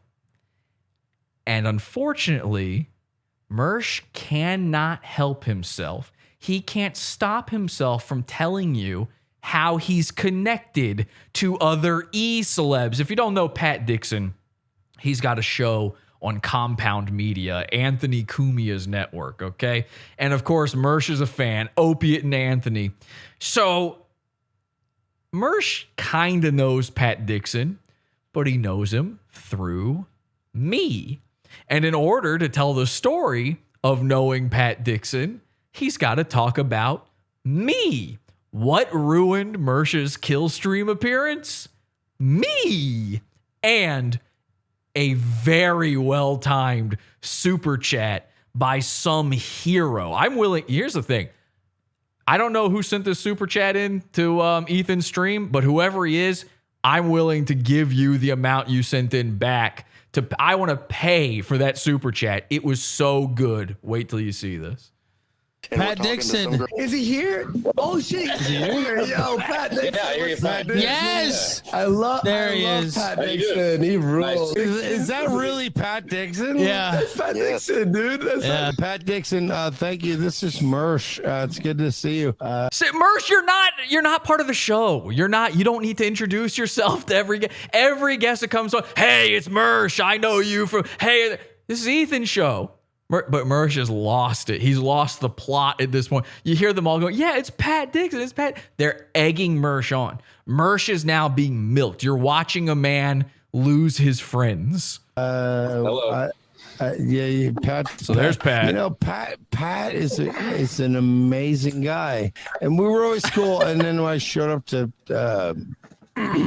we were always cool. He didn't know Pat Dixon until this thing he's about to say. We were always cool. Compound Media one day, and he didn't like it. I love you, Pat. Though, like, what did he do? No way. So Ethan's laughing because he doesn't know the story. Ethan doesn't know what he's talking. This sounds like it's going to be a good story, so Ethan wants to hear. Wait, no, what did he do? Hold on, what happened? There's a whole backstory behind that. Wait, did you just show up unannounced though, or were you like invited? Well, we lined it up, and then we showed up to we showed up to there, and Pat Dixon started yelling at me, and then like he literally, it was so funny. Why are you yelling at me? Because we're bringing up Carl, who Alice fucked, which is weird. Carl, of course, from when I met Mersh in real life.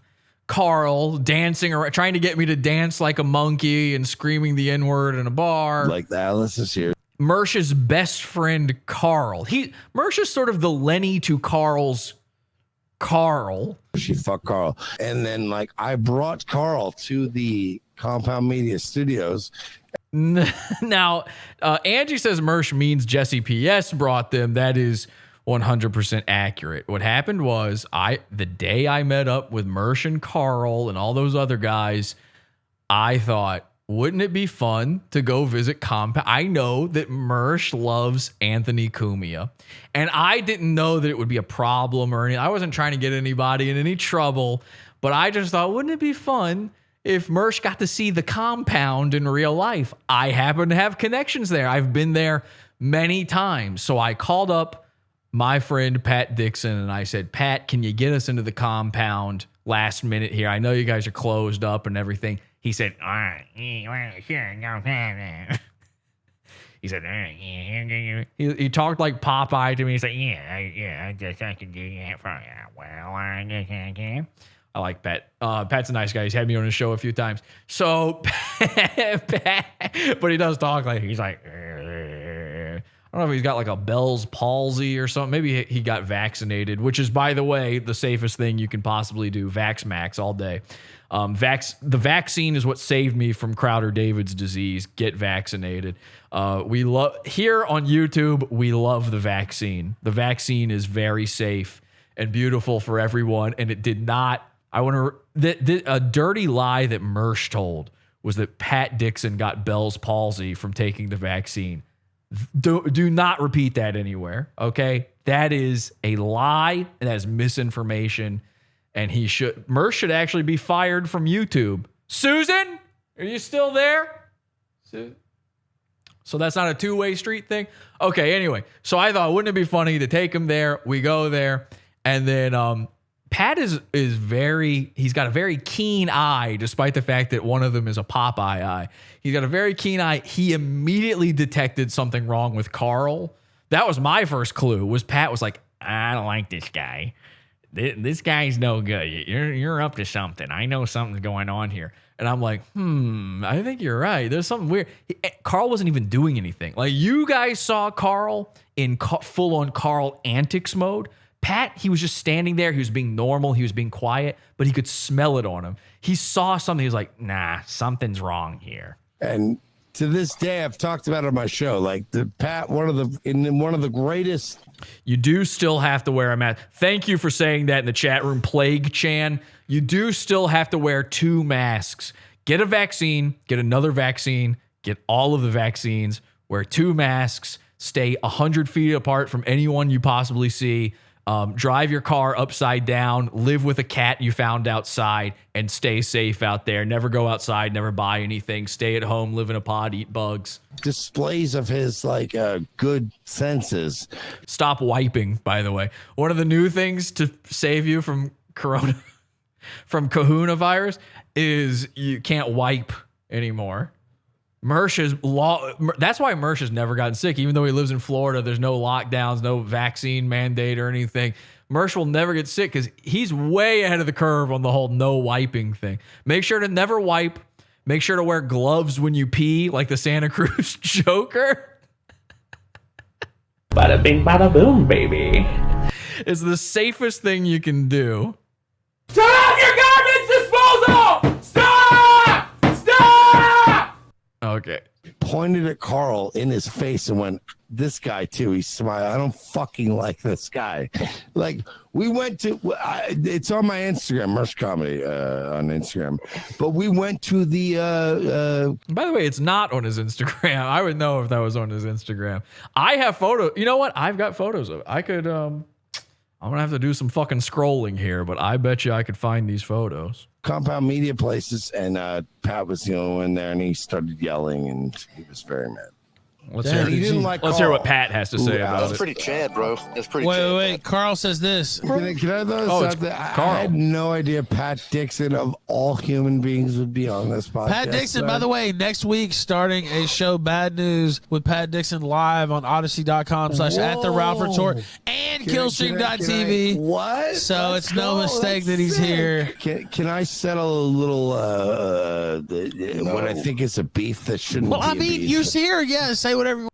Mersh has beefs, man. The only beef you have is Italian. What, like Pat? Maybe some sausage and peppers. Here, go ahead. Yeah. But listen, Pat doesn't like me. Do you think he likes you more now? He's so worried about what a man thinks about him. Dude, nobody likes you. Have you ever been to the internet? It's not a very friendly place to you. You're like the least popular guy on the internet. No. The point being is that I don't think Pat likes me, and I think Pat sees me as a guy that other people have used me to their ends, and now just doesn't. So who is he talking about here? Other people have used me. He's not making any sense, but you know who he's Voldemorting right now. Like me, but like I've known Pat. Like Pat probably won't remember, but I've known Pat has no idea. Pat, by the way, has not gotten to say one word. Mersh made this about himself so quickly that Pat, an actual invited guest on the show, an actual guy who has a show coming out, I guess, on Ethan's platform, hasn't spoken one time. He's just sitting there going, Who you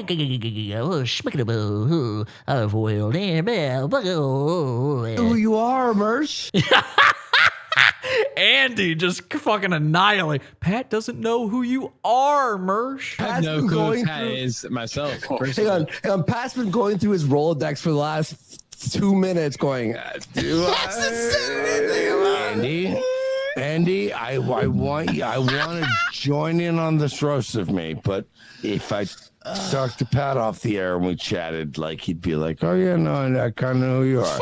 So it's a thing. Yeah, go ahead. Can we let Pat talk, please? Ways. All right. Oh, okay, so we're going to let Pat talk, but I do want to show you this real quick. I found the photos. We've got, there's me, and there's big fat Mersh. Look at that belly. I wish I could get this better for you. And then there's that weird little goblin friend that Mersh had, the Italian goblin. And then here's Carl. This is what Carl looked like. He was just standing there wearing a jacket and glasses and a hat. And he looked so fucking... he just looked normal. He just looked like a normal guy, and Pat sniffed him out immediately. Immediately, he knew.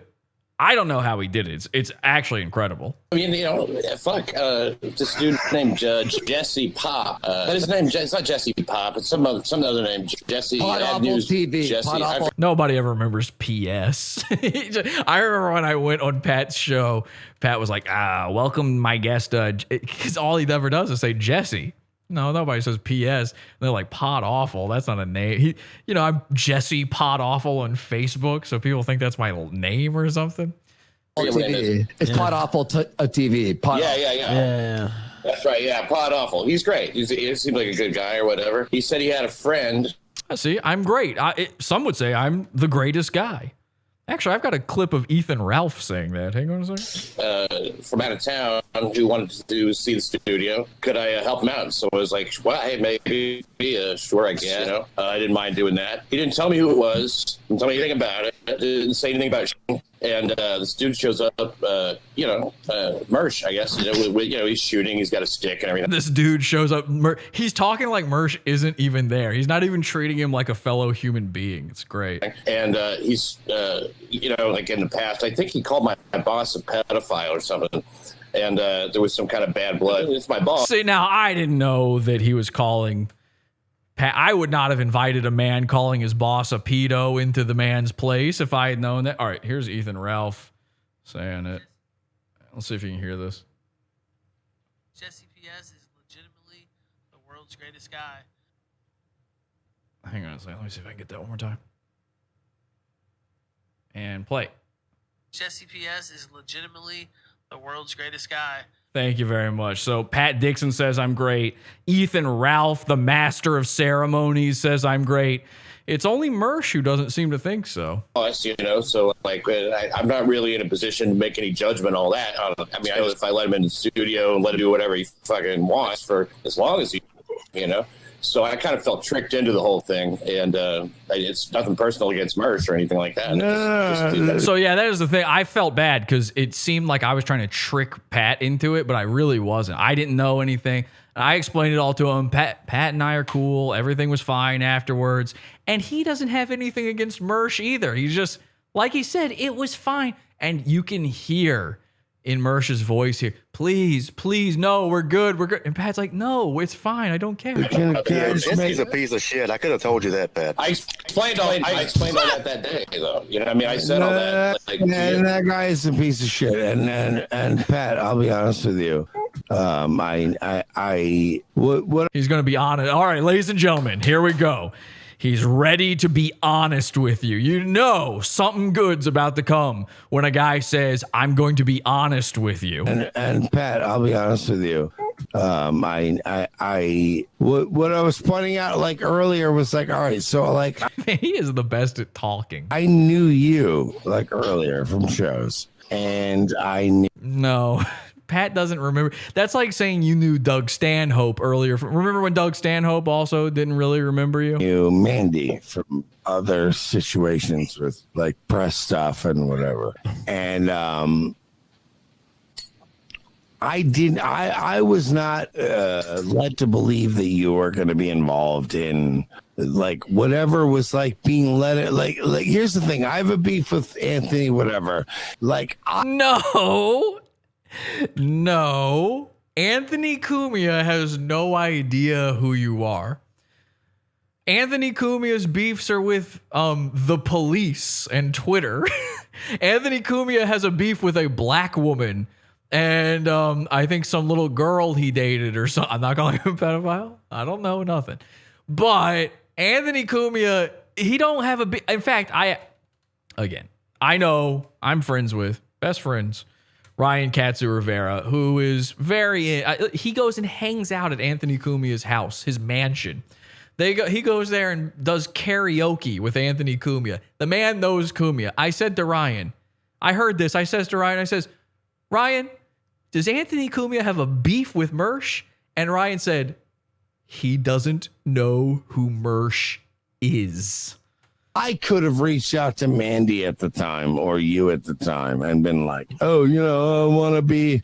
Well, but why would you? It wasn't on the docket for you to go to Compound. I had an in and said, oh, okay, I'll take you there. This might be fun for you. You might enjoy this. Why would you reach out to anybody about doing this? Like it was this insincere, like, oh, let's like these guys want to come in or whatever. These nuts. And I could have reached out to you at that time. Okay, we got a call in here. Lenny in the call-in channel here. Hi, Lenny. He wasn't expecting this. Hey, what's up, man? By the way, congratulations to Lenny. Lenny had a bar mitzvah, and I was invited to it, and it was a beautiful ceremony, and they took a little too much off the top, I got to say. I didn't know. I thought that was the bris where they did that, but it was absolutely wonderful. Thank you so much for inviting me. Pics on my Instagram, by the way, @PodAwful. Absolutely. Hey, first off the bat, just want to say happy birthday. Oh my God, thank you so much. The new studio, I know you hate hearing it, but it's production value like that makes me proud to be your manservant.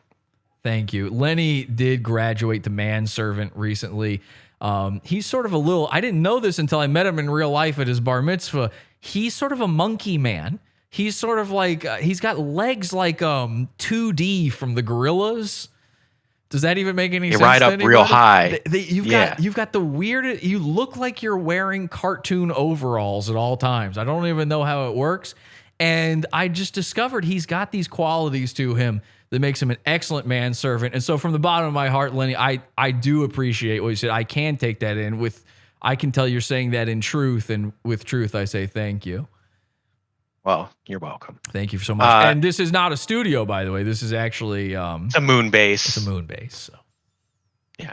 My apologies. Thank you. We're past studios. We have ascended. Studios are so last season. You know what I mean? Gavin's, everybody's done a studio. Nightwave studio, Gavin's studio, Dick's studio, Sam Hyde's studio. Can you imagine? So I thought to myself, and Lenny knows this, I'm not really saying this to him. He's my manservant. He helped build some of this stuff. But I said to Lenny, I said, man, what can I do to not even have to have a studio anymore? And he looked me in the eyes, and I swear to God, he said this, and I think I'll remember this till the day I die. He goes, and I said, you know what? There's something to that. I don't know what it is, but I'm going to sleep on it. I'm going to think about it. I slept that night. I had a dream. A vision came to me, and I thought about those words, and I realized that was gibberish nonsense. You're a retard. But thank you. I love him, and that's why I keep him around. Thank you. And you were sort of a gay baby one time. Yeah. One of many. But he graduated. Lenny used to be one of the gay babies of the show. We have a bunch of gay babies that listen to this show. And that's not like a cute nickname either. Like that's a descriptor. That some people act like a gay baby. Some people act like a stinky trans person. And Lenny had a very slight gay baby moment one time. And this was during my bout with Crowder-David's disease. And I think you and I both did some real growing up during that time.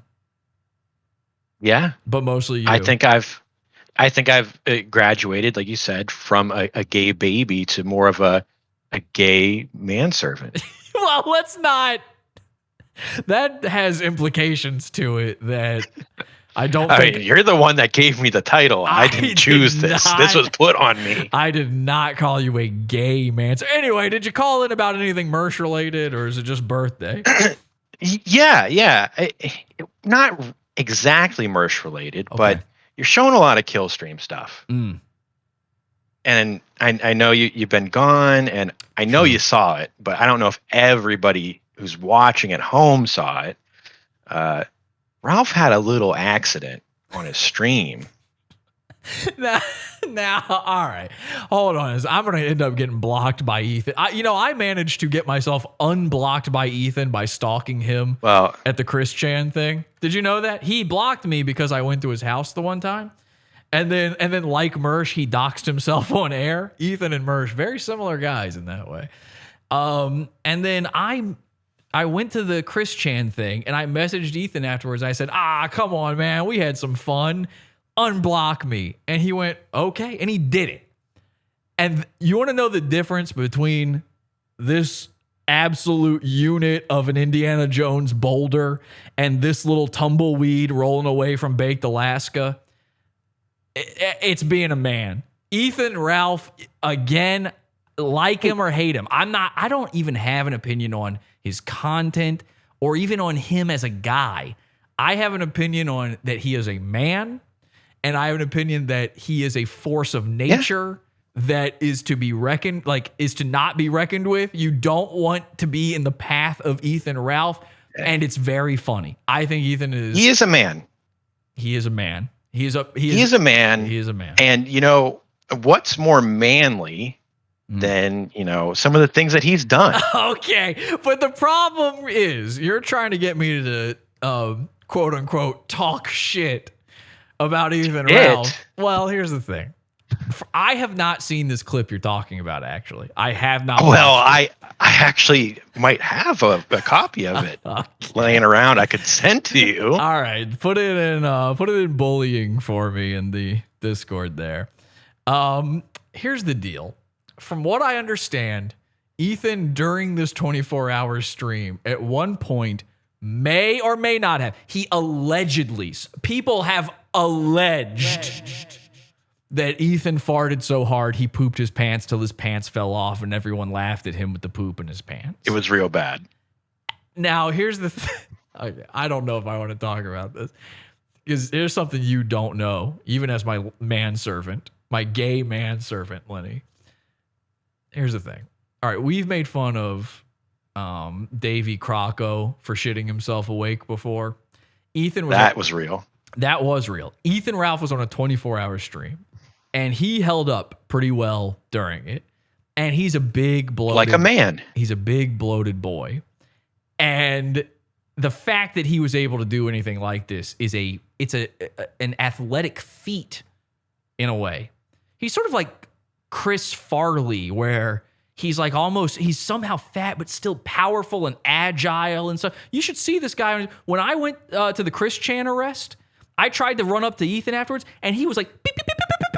He's like, he gets that momentum going, and there's no stopping it. He's kind of a juggernaut-like phenomena. He's an unstoppable force. I am an immovable object, and I think that's why we have this odd relationship. And here's the deal. I think it's I haven't seen the clip, but from what I've heard, it's probably fake. I know that my lawyer, by the way, my former lawyer... I just can't. Really? Well, listen, from what I've heard accused of my former lawyer, Nick Rekieta, the blackface lawyer. Now, when he wore blackface, I was on his side. Amazing.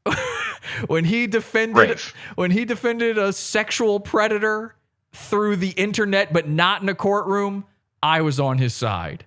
But when he legal genius, absolutely strip mall legal genius. But when savant. When he went after Ethan Ralph, what Ethan Ralph has alleged about him, if it's true, he should be disbarred. Because, and again, I say this, he was my lawyer. I kept him on retainer.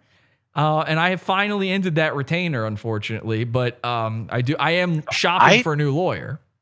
I haven't heard these allegations against Nick Recchietta. Well, so Nick Recchietta goes on his stream. Well, and plays, I don't know. I don't know if you can talk about Nick if you're not going to talk about Ralph. Hey, I'm talking about both. I'm going to play the clip, but I think some context is needed here beforehand.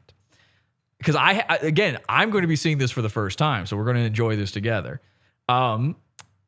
Nick apparently went on a stream and played the poopy pants clip, and laughed at it and acted as though it was real. Again, I didn't see that clip either. I don't know. This is what was alleged by Ethan Ralph. Ethan then went to Twitter and he got very mad about this and started calling out Nick about it. I think they've ended up blocking one another, or Ethan blocked him. He talked a lot of shit. Now, I said, one of my favorite parts was I actually quote tweeted Ethan, and he responded. I said, the incredible thing about this is that this is something that is possibly credible. That this is something that needs to be addressed. That Ethan Ralph is the type of guy where if you accuse him of being a poopy pants, he might have done it. And Ethan replied that no, that's not what's going on. That Nick is like a snake in the grass and stuff. Ethan then went on to his own stream and he alleged, I don't know if this is true, this is allegedly. He alleged that not only has Nick Recchietta never actually been a part of any court case inside a courtroom, which I have claimed that before, but I don't know that it's true. Are there any other types? I don't know. But he also alleges that Nick was his lawyer for a time, and he apparently broke the client lawyer confidentiality. What is that thing called? I'm like I got Down syndrome. I'm behind on Better Call Saul. I haven't got to that part yet. Yeah, I got Down syndrome. I don't know these legal terms and whatnot. I'm not a book learned man, but you know what I'm talking about. You give a lawyer $1, he ain't allowed to talk publicly about you. And apparently Recchietta was flapping his nose about Ethan during an ongoing case, during something that was actually happening. So here's the deal. I'm going to play the clip. Now, is this somebody talking over it, this thing you've posted here? This isn't... It does get to that, but I think in the first few seconds, it is, a play of him farting. Maybe he did, maybe he didn't. And then it's a Chuck Norris style kind of slow-mo replay. Right. And then some kid starts talking. I don't know. Okay. You know what? Here's what I'll do. I will let the folks at home be the judge on whether or not this is true. But let's take a look.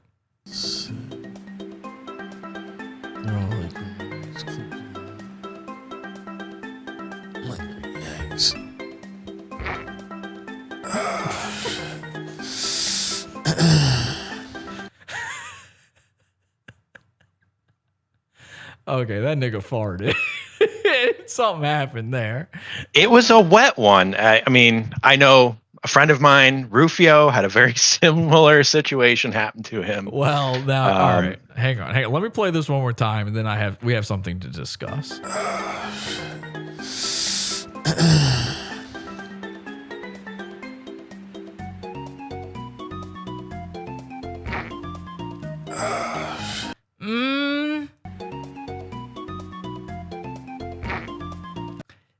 Now, here's the problem I'm having. He's a great big fat guy, right? Yeah. Great big fat guys make noises like that out of their mouths. And it would have to be so loud for it to be picked up by that microphone. That's a Rode Procaster. I know What kind of mic? Yeah, okay. You know the mic. It's not picking up room sound, is it? That is the microphone I used on the show for like 10 years. Is the Rode Procaster. It's shotgun style. You got to be in front of it to get noise to happen. And look, he goes. He's going.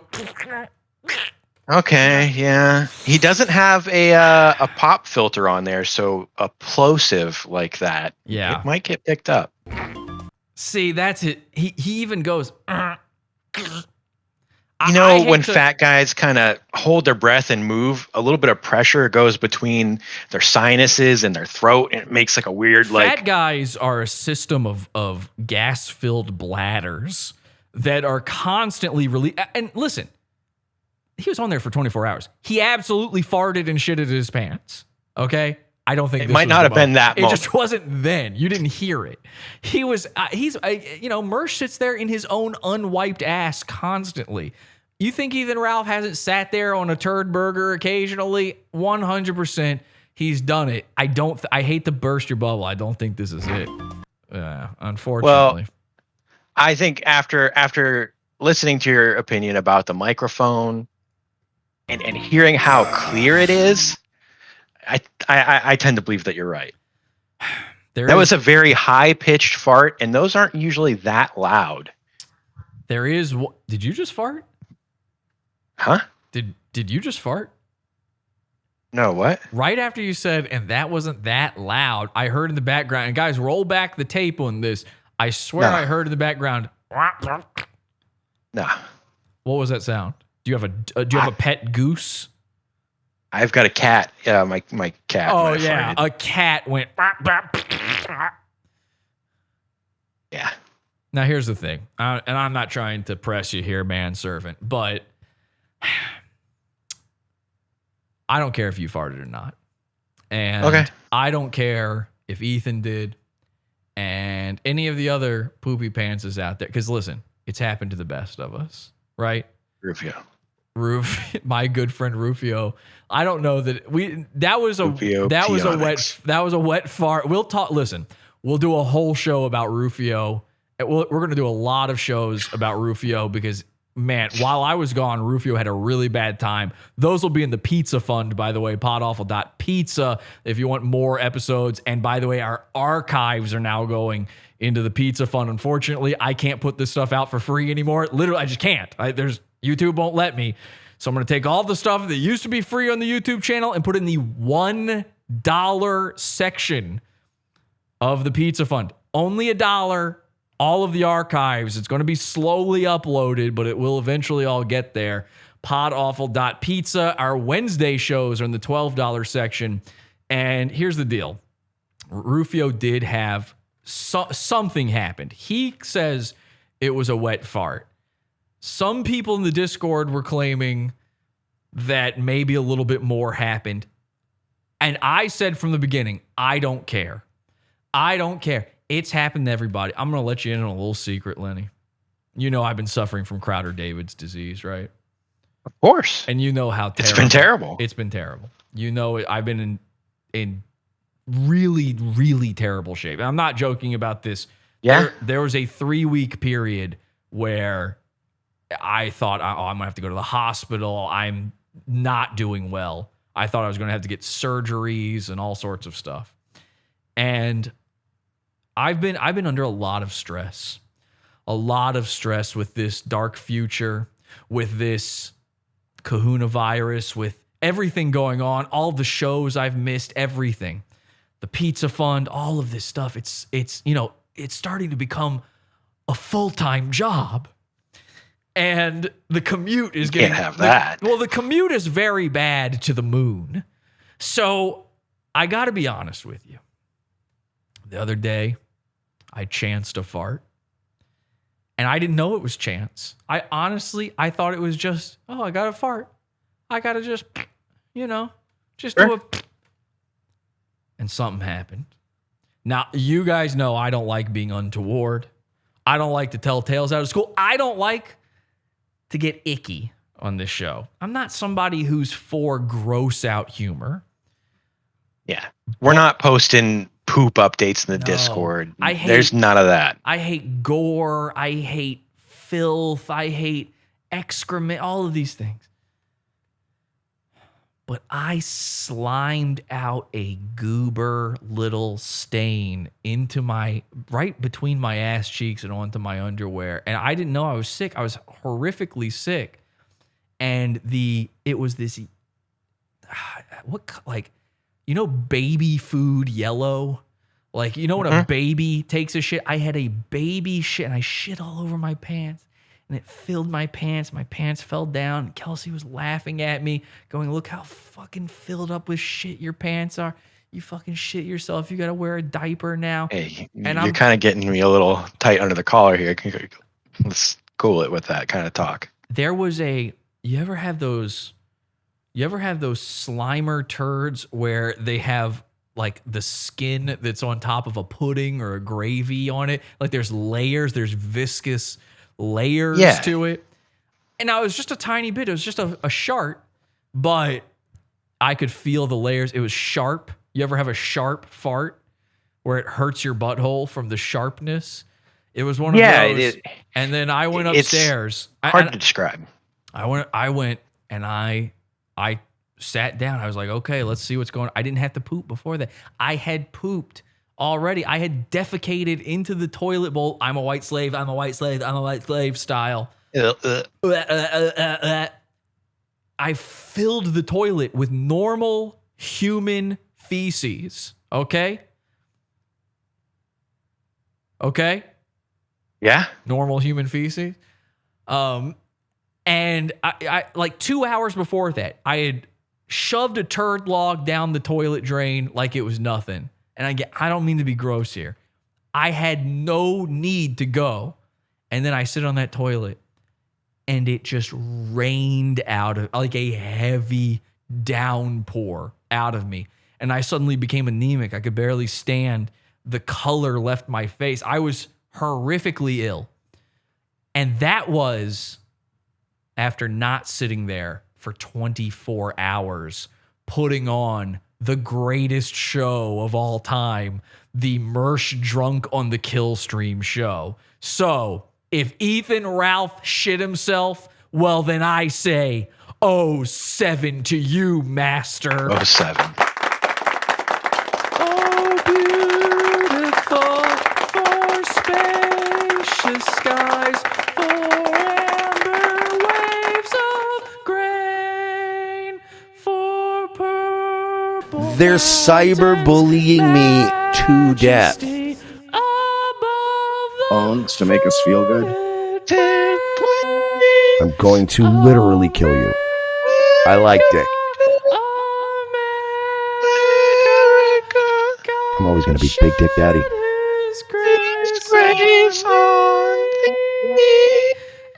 Owns to make us feel good.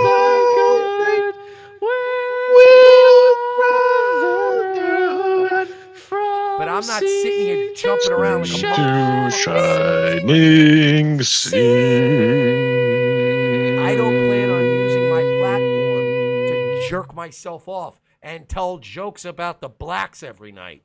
There's work to be done, Lenny. Thank you, manservant. Away. Yes, sir.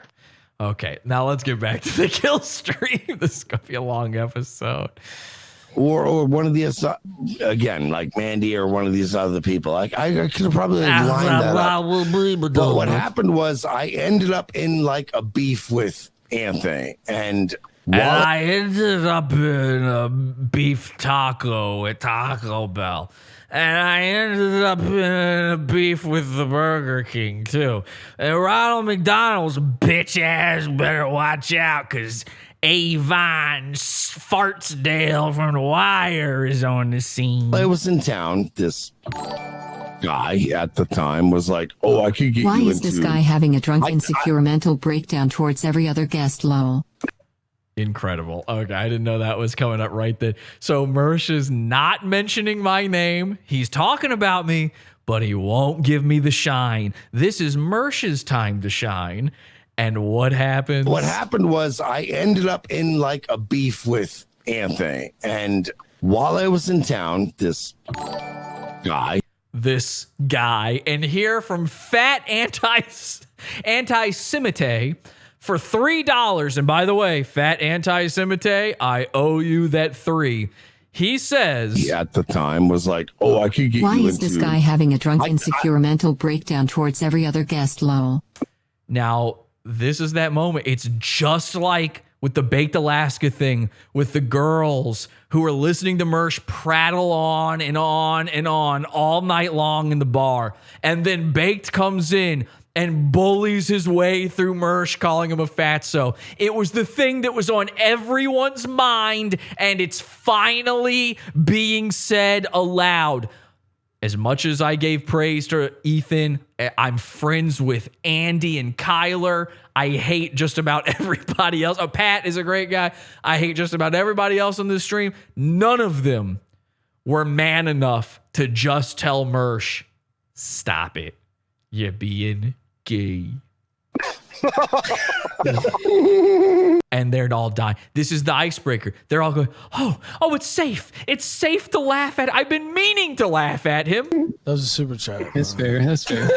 And then Ethan explains, that's a super chat. I didn't make that happen. That's a super chat. I mean, somebody else said that. No, it's fair. And Mersh says it's fair. Yes, it is fair. Because that's your entire insecure, drunk life. And I say this as I stare at this guest list.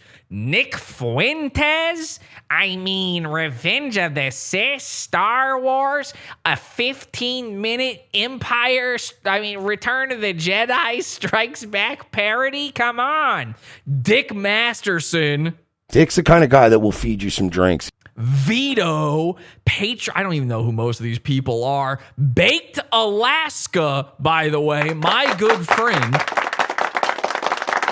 Pat Dixon, and of course, Andy and Kyler. All of these names, Randbot. What's his name again?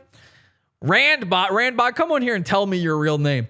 I see all these names, and I don't see one Night Daddy amongst them. Super chat, Andy. Ralph, no. What the fuck? What's up? I want to say something to Ralph. The super chat got more laughs than he did all night. 100% InfoWar. Going to appreciate. I think that Andy will appreciate everything I was getting into tonight. I guess apparently we have a 24-hour stream. Everybody's got to do their thing. So let them do their thing. Nightwave Radio, youtube.com. What did any of that mean? He was trying so hard to recover from what just went down. Everybody's doing their thing. I'm doing my thing. Let them do. If somebody's out there doing their thing, get away. Go, run. You don't want to be anywhere near someone doing their thing. This is his thing.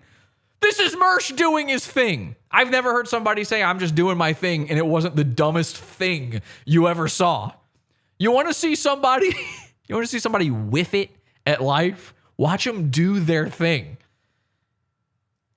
Go look up Nightwave Radio.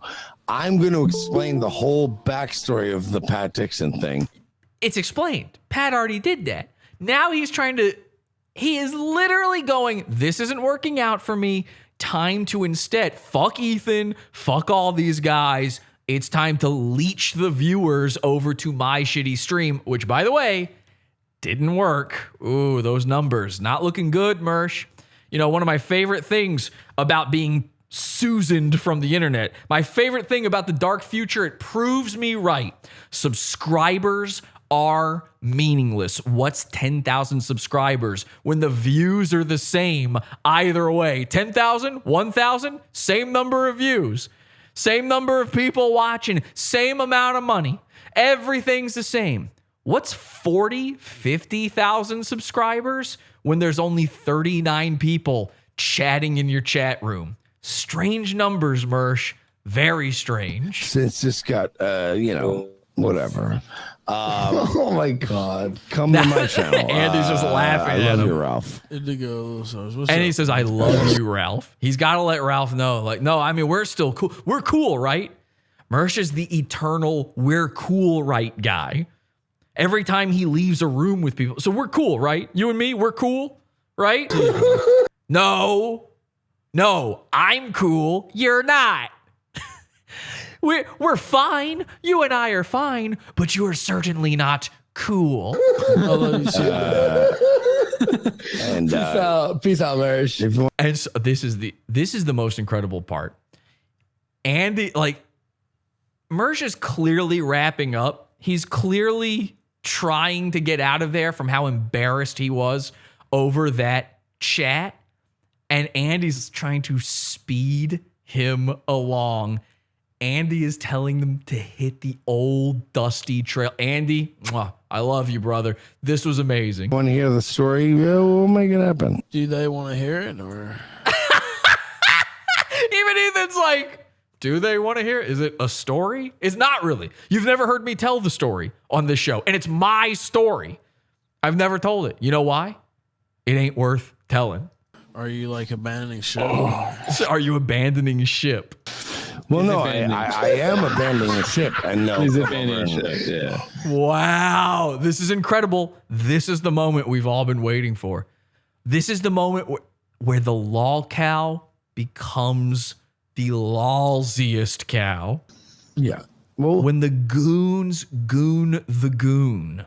Yeah. Where am I going to hang out while Alice is explaining? Like, I didn't fuck Carl. Like, I did. I mean, it seemed like that super. Now he's mad at a girl for having sex with his friend Carl. Now, one thing that got left out in all of this is Mersh had a horrific freak. I don't know if it's coming up here. I don't think it is. But he had a horrific freak out on a girl who had sex with Baked Alaska. And he demanded that she tell the world, Baked Alaska raped you. Baked Alaska raped you. And she looked into the camera and she said, no, he didn't. And Mersh melted down. He thought this would finally be his chance to get back at Baked. God, was he wrong. Everyone starts freaking out on him. Everyone's going, Mersh, what are you doing? Stop this. You're accusing a man of rape right now. The woman you are saying is his victim is here saying she willfully had sex with him, something your Uncle Jonathan doesn't understand. Happy birthday to the BMW, though. So I gotta know, Mersh, was it worth it? Did it work out? Are the trolls still making your life better? Chad threw you off your game like you were like mid-sentence or whatever.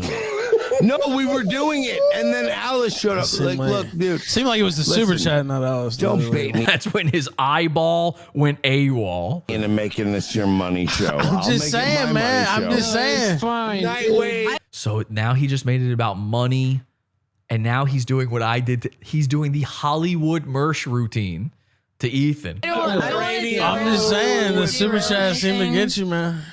No, we're out. So, you seem like you're a little drunk, Mersh. But, yeah, I am. I'm just saying, homie. Whoa. We will go. It's fine. What are you mad about? You'll get more views, bro. You just said it yourself. All right, who's leaving? It's the question. Like, what happened? Now Kyler's like, okay, who's leaving? Mersh, aren't you leaving? This is what I used to do when we would do a hangout show, and I'd get some weirdo calling in, and he'd be like, hey, Jesse, I'm in the line. And I'd be like, okay, thank you. 07, thank you for your service, soldier. It's been great having you, but we're through here. Thank you, Mersh. Time to hit the trail, buddy. Now, like, what is going on? Mersh, peace out, bro. Peace out, Mersh. It's happening.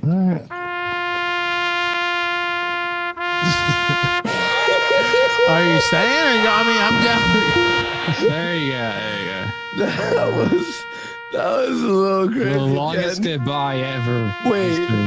He didn't want to go. He was too embarrassed. But he had to walk into that sunset. He had to pick up the pieces. He had to go to his hug box of Nightwave Radio, where Zen Rhino would tell him he's still the funniest, where Arnold Nicotino would send $30. Holy shit, CWC, what the fuck happened? He's based. This drunk faggot who is providing absolutely no content. Get Mersh back in. Get Mersh back in. I'm not drunk. Who even was that? I don't even know who that is. Oh, no. You don't know who Isla Mersh is? Thing was, I never stopped him from talking or saying shit about anybody the whole time. And then I was like, why are you even mad? Like, I guess the super chat did piss him off, but like, I don't control the super chats. They've been coming in the whole night against everybody. Like, dude, I get it. You're mad 6 years ago, but like, holy fucking Christ. I don't know. That was weird. Well, you know, I mean, I don't even understand how, like, he's telling Alice there that she got raped. You know, I mean, if a woman, if she's saying she got raped, she did. So now Pat Dixon's talking shit on him. He's gone. I'm sure it wasn't rape.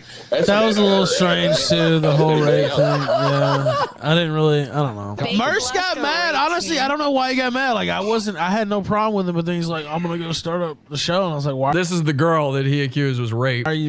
He accused this girl of being raped. It's never been tried before.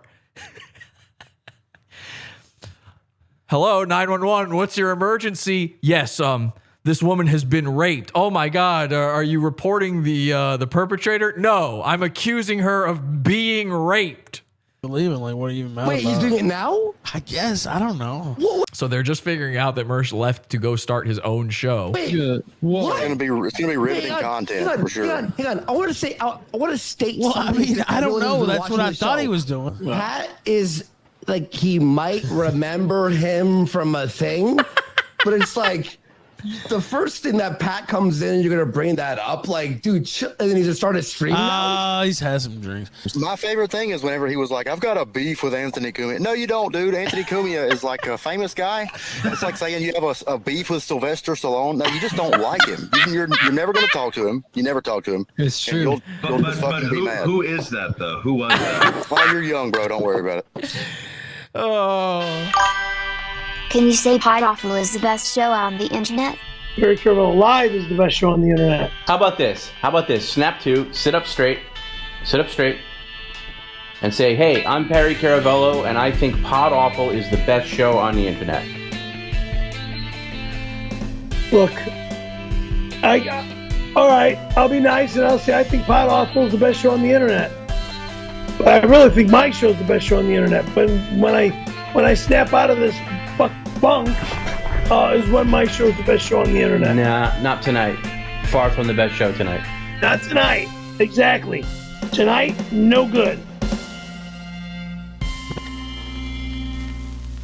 All right, let's get my special guest on the line here. Ladies and gentlemen, I've talked about him quite a bit tonight, and Mersh just can't keep him out of his head. I mean, when one of the most embarrassing things that ever happens to you happens with a guy like this, with an American hero, you're never going to win ever. My guest tonight, Baked Alaska. Big, it's Pod Awful. 500 views. Let's get that fight time. going. Hell yeah! Is that really you? Let's fucking go, dude. If that's you, I want Pod Awful to millions of views. be the announcer. Let's go! Shout out to Pod Awful, by the way. Fucking dope ass dudes. They had me on their podcast back in back with Brittany Venti back in like 2017. So Mersh would never box Baked. Why not? He said he was gonna fight me. Hey, Chet. I challenged him to a fight last night. He waddled his fucking penguin ass away. Dude, guys, here's the thing. Like, I knew that people were. I knew that Mersh was fat. I didn't know he was that fat. Like, this dude is the fattest motherfucker I've ever seen. Like his fat is just like protruding out of his body. Like his body type is not supposed to be fat, but this motherfucker eats so much. It's crazy. And like I was, yeah, he's like pregnant fat. Like I was just shocked. I was like, holy shit, because like on the show you just see his fucking face. So I was like, oh, like maybe he's a little chubby or something, like. But like I saw him in person, and it was fucking rough. And the crazy thing is, this dude spends years talking shit about me. He spends years talking shit about me. And yet I call him out. He couldn't even say anything to my face. He wouldn't fight me. He wouldn't, Carl, the streamer. Carl's friends with Mersh. And like, he even messaged me. He's like, damn, Mersh is fucking fat. And he's like, and you're a January 6th defendant. He's like, he's got to leave you alone, man. Like, you're an American hero. So even his friend Carl's calling him fucking fat ass. Yeah. Woo. Yo. Hey. Mersh is a slow. Check out his engorgement. He's at McDonald's pulling some enforcement. Mersh is a slob. Check out his engorgement. He's at McDonald's pulling some enforcement. And when I'm in the gym, I know that I will not see him. I will not see him looking slim. When I'm in the streets, all I gotta do is dial Uber Eats. Mersh is a slob. Check out his engorgement. He's at McDonald's pulling some enforcement. Mersh is a slob. Check out his engorgement. He's at McDonald's pulling some enforcement. And when I'm in the gym, I know that I will not see him. I will not see him looking slim. When I'm in the streets, all I gotta do is dial Uber Eats. Mersh, I've had it. You think you're badass, you faggot, fat ass, raping kids like Bob Saget, landmass. I'm Charles Atlas, triangle phallus, maggot in a sport jacket, grab ass, harassment victim trying to add mass, triple bypass, poopy walking jackass. Pod awful baked Alaska. I'm back in your class. You eat, bruh. Mersh is a slob. Check out his endorsement. He's at McDonald's pulling some enforcement. Mersh is a slob. Check out his endorsement. He's at McDonald's pulling some enforcement. And when I'm in the gym, I know that I will not see him. I will not see him looking slim. When I'm in the streets, all I gotta do is dial Uber Eats. He's fat as fuck, and his penis is like a triangle. Big master and powerful. Bully the internet. Thank you for your service. Yes, you're a faggot. Holy shit, bro, nigga, bro, you are fat as fuck, man. Thanks to Porcelain and Yoba Mode 2 on Instagram. Till next time, have an awful day. Head over to podawful.com/iTunes and subscribe to us on iTunes. We're live every Sunday, Wednesday, and Friday, 8 p.m. Eastern at podawful.tv. Love the show? Keep it going by donating to the Pizza Fund. podawful.com/support. And anything else you need is at podawful.com.